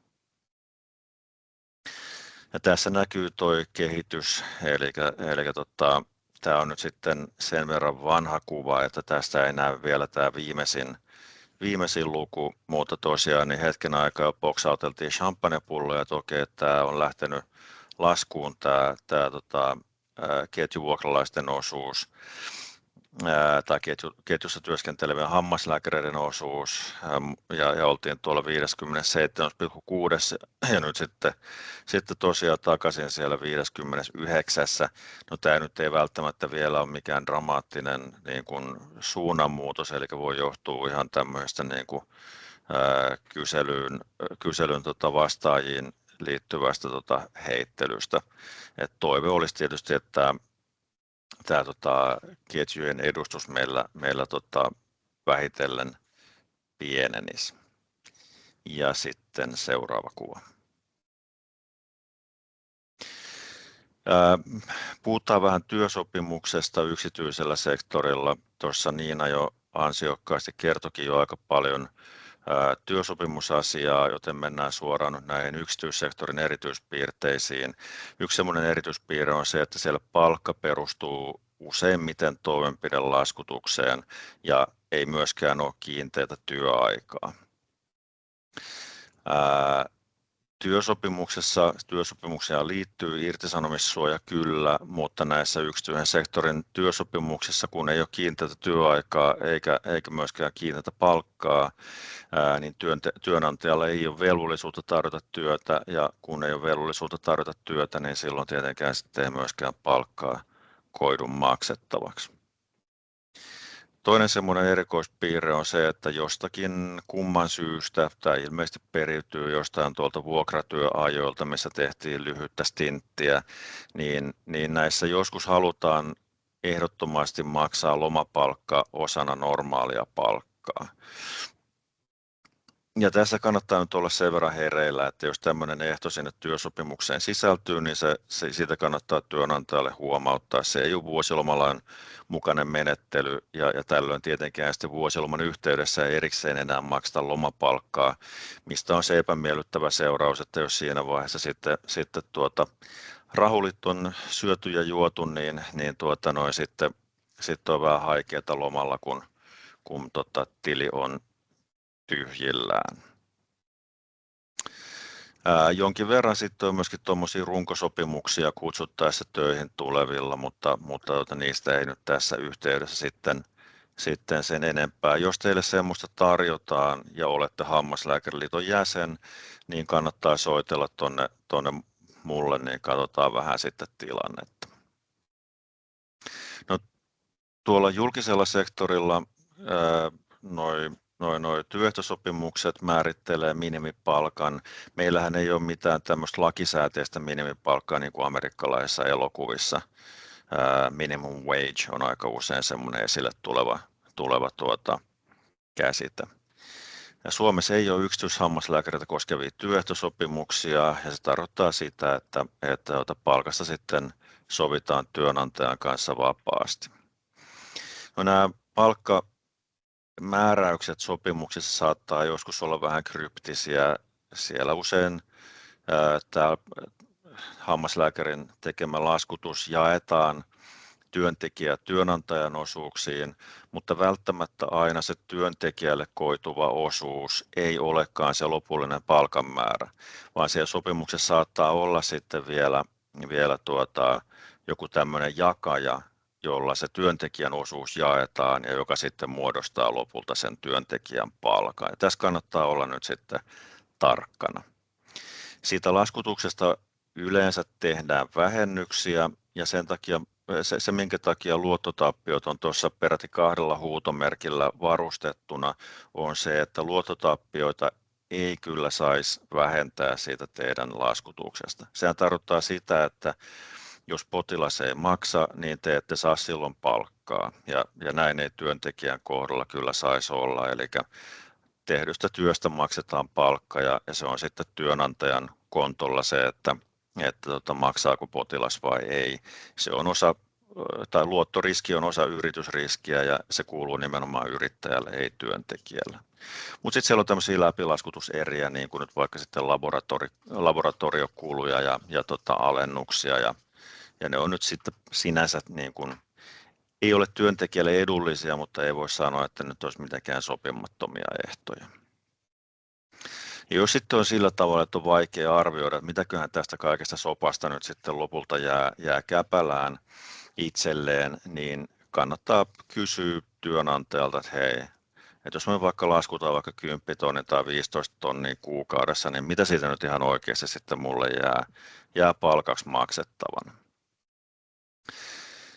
Ja niin kuin todettu tuossa, niin se, että tämä on laskutukseen sidonnainen tämä palkka, niin se ei ole hirveän edullinen työntekijälle.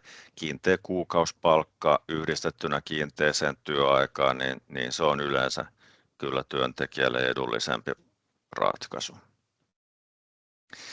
Ja sitten tosiaan niistä lomapalkan maksamista kuukausipalkan osana ei pitäisi hyväksyä siis, ja etenkin siinä tapauksessa, että lomaa tulee pidettäväksi.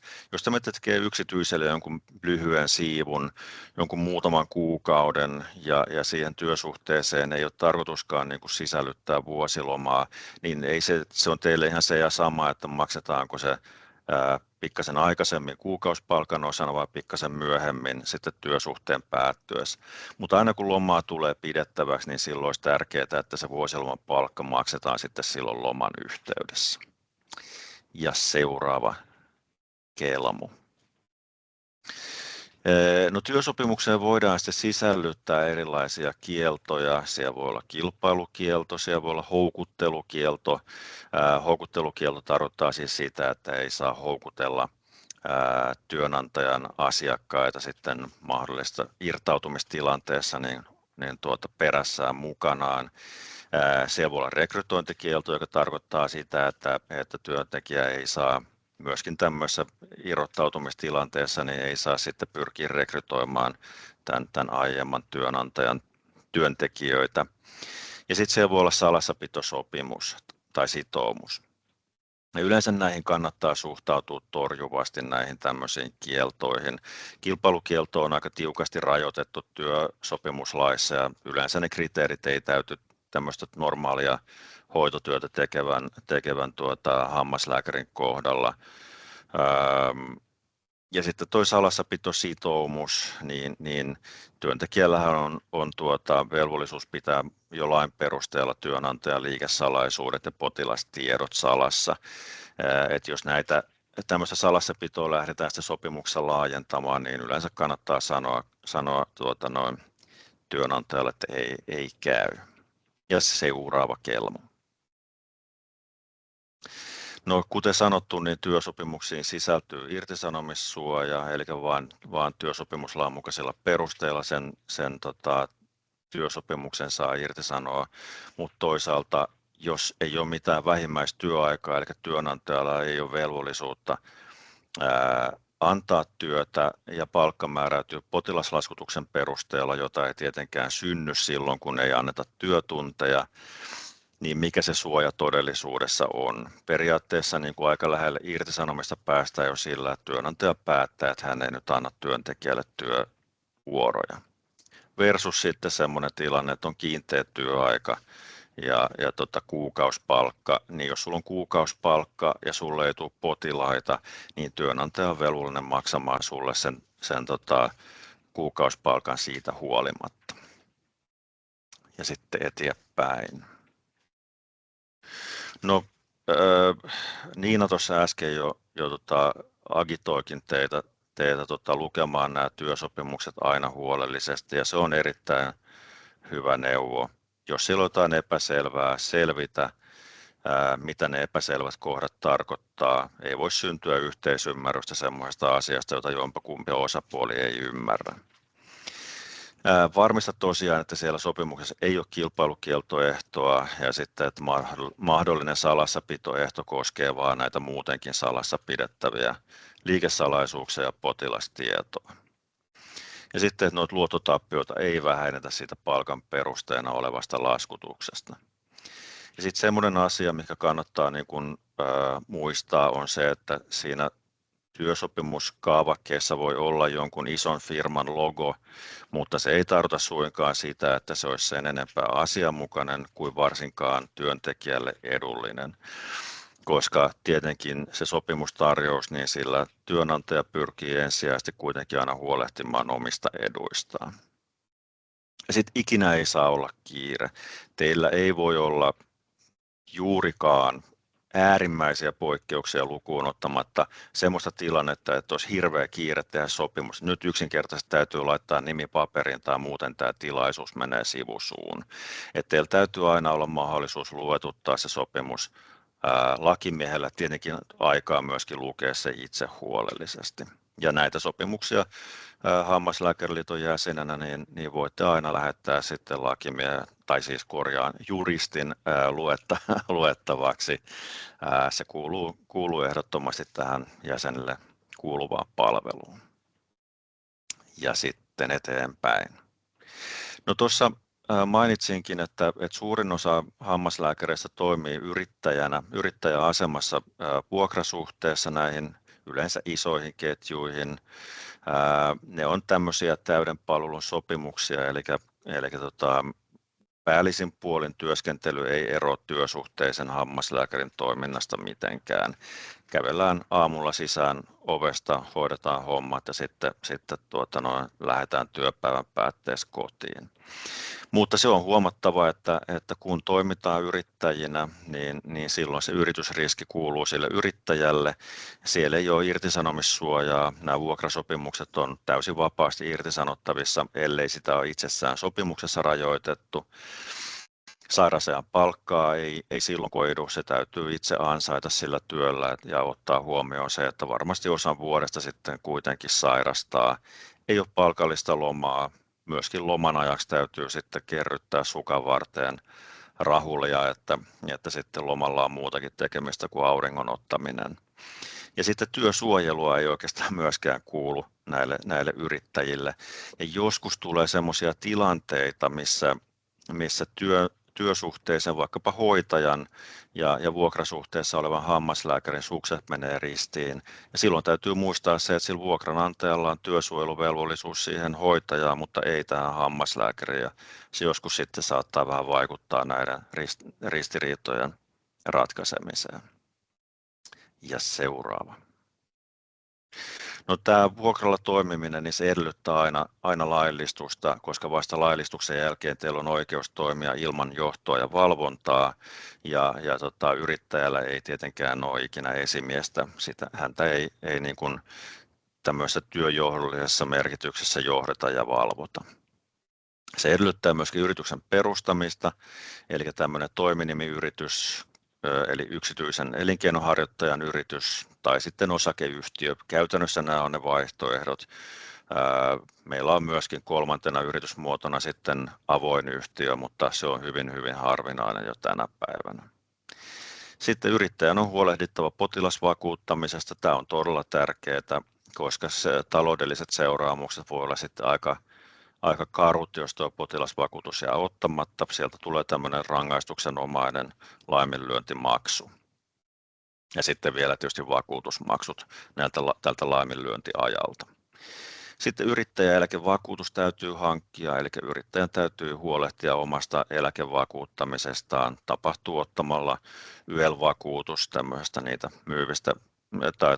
niitä myyvästä eläkevakuutusyhtiöstä. Kirjanpidossa täytyy yrittäjän aina huolehtia, koska verottaja haluaa varmistaa, että mitään ei mene verokarhun kynsien ulkopuolelle. Ja sitten täytyy huolehtia tästä SOTERI-rekisteröinnistä. Sinne rekisteröidään erikseen palvelun tuottajana oleva yritys ja sitten erikseen vielä palvelu, eli palveluyksikkö. No sitten täytyy huolehtia vielä vuotuisesta tilinpäätöksestä ja veroilmoituksesta, jotta verottaja tietää sitten, että kuinka paljon teiltä veroja kynitään.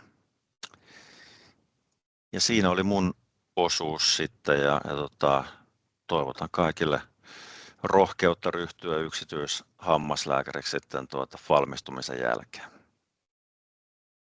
Kiitos Heikki ja kiitos Niina. Tässä oli nyt aika tyhjentävät paketit ja todella paljon asiaa, varmasti vähän sulateltavaakin siellä kuulijoilla, mutta ollaan pikkusen jo yliajalla, mutta siitäkin huolimatta niin annan järjestöpäällikkö Iira Peurakoskelle tässä nyt vielä puheenvuoron. Hän kertoo muutamalla sanalla liiton jäsenyydestä ja jäsenpalveluista sitten valmistumisen jälkeen. Ole hyvä, Iira.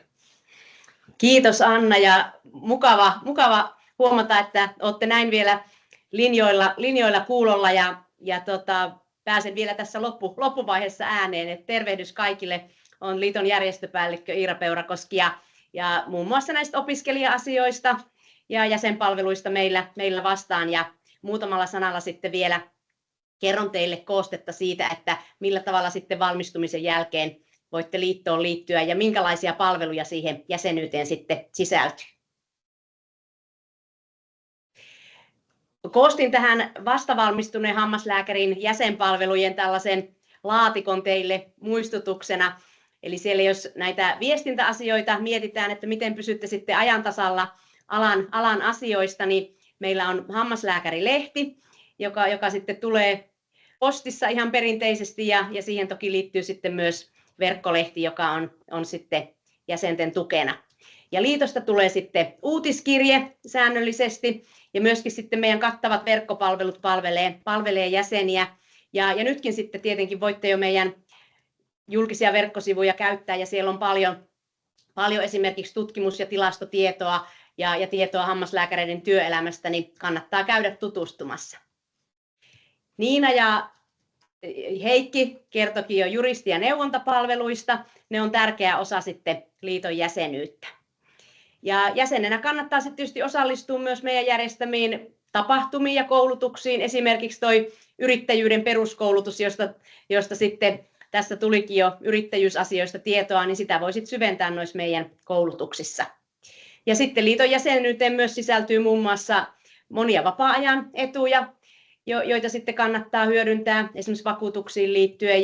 Ja sitten yksi tärkeä palvelu on myös työnohjauspalvelut, jotka sitten siinä työuran eri vaiheissa voi sieltä saada sitten tukea siihen ammatillisen uran kehittymiseen.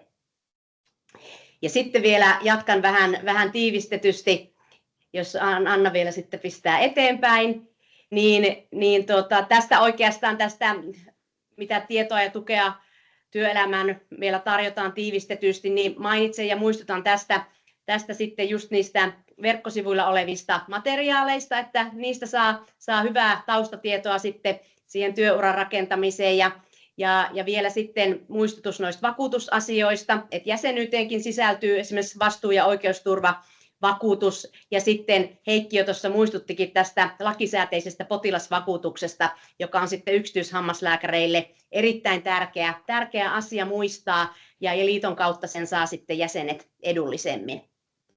Mutta kaikki jäsenpalvelut ja edut löytyy meidän verkkosivuilta ja sitten vielä lopuksi tässä näytän tuosta jäseneksi liittymisestä muistutuksen. Eli sitten kun olette valmistuneet ja saaneet myös laillistuksen toimia hammaslääkärinä Suomessa, kuten tuossa alussa lupa- ja valvontaviraston puheenvuorossa siihen saittekin ohjeistusta, niin sitten liiton verkkosivuilta löytyy jäseneksi liittymisen ohjeet ja myös sitten liittymislomake, jonka sitten voi meille sähköisesti palauttaa. Ja liiton jäsenmaksu on sitten vuodessa 564 € tänä vuonna ja sitten vastavalmistuneet saavat siitä sitten ensimmäisen vuoden puoleen hintaa, kun liittymisen tekee sitten nopeasti siinä valmistumisen jälkeen. Eli näistä saatte lisätietoa sitten liiton sivuilta. Ja nyt kannattaa sitten jäsenenä jo sitten ylipäätänsä, tai siis nyt opiskelijana ruveta sitten seuraamaan ylipäätänsä liiton sivuilla, mitä hyvä hyödyllistä tietoa siellä on. Ja muistutan vielä sitten lakimiesten ja lääkäreiden työttömyyskassasta. Eli se tuo tietysti sitten työttömyysturvaa ja sinne liitytään sitten erikseen. Ja lisätietoja tästä saatte sitten tuolta työttömyyskassan sivuilta, että kannattaa käydä niihin ehdottomasti tutustumassa. Ja liiton viestinnästä niin eri kanavista saatte hyödyllistä tietoa ja tässä siitä vielä koostetta. Eli tuolta verkkosivuilta löytyy myös meidän uutiskirjearkisto ja ihan tuoreimmatkin uutiskirjeet sieltä löytyvät, niin jos kiinnostaa, niin voi käydä vilkaisemassa. Ja myös meidän somekanavat palvelee ja sitten myös niitä Hammaslääkärilehden uutisia voi esimerkiksi tuolta Hammaslääkärilehden verkkosivuilta käydä katsomassa. Mut kiitos mun puolesta ja vielä Anna sitten jatkaa webinaarin lopetukseen. Kiitos Iira ja kiitos kuulijat, olette jaksanut siellä uskollisesti olla linjoilla, vaikka tosiaan vähän yli aikaa tässä vedetään, mutta meillä oli aika paljon teille tälle illalle asiaa varattuna. Meistä oli oikein mukavaa, että saatiin tämä järjestettyä tämä tapaaminen ja webinaari ja toivotaan tietysti, että tämä oli mukava teistäkin. Mielellään kuultaisi palautetta, että miltä tämä idea teistä tuntui ja oliko aiheet sellaisia, mitkä teitä kiinnostaa, tuntuuko, että ne oli hyödyllisiä, oliko ehkä mahdollisesti jotain, mitä olisitte toivonut lisää. Ja palautteita voitte laittaa esimerkiksi vaikka tuohon Iiran sähköpostiin. Kaikkien meidän yhteystiedot löytyy Hammaslääkäriliiton verkkosivuilta. Voitte sieltä käydä katsomassa ja voitte myös vaikka kandiseurojen kanssa yhdessä kerätä ideoita ja palautteita tästä webinaarista. Ja tosiaan ajatuksena meillä olisi, että tästä ehkä saataisiin ihan semmoinen vuosittainen yhteinen tapaaminen, mutta siihen tosiaan toivottaisiin teiltä vähän sitten apua palautteiden muodossa. Mutta tosiaan lämmin kiitos kaikille meidän esiintyjille tänään ja erityisen lämmin kiitos teille siellä linjoilla osallistumisesta ja olkaa yhteydessä. Yhteystiedot löydätte sieltä verkkosivuilta. Kiitos ja oikein hyvää illanjatkoa ja hyvää talvea kaikille.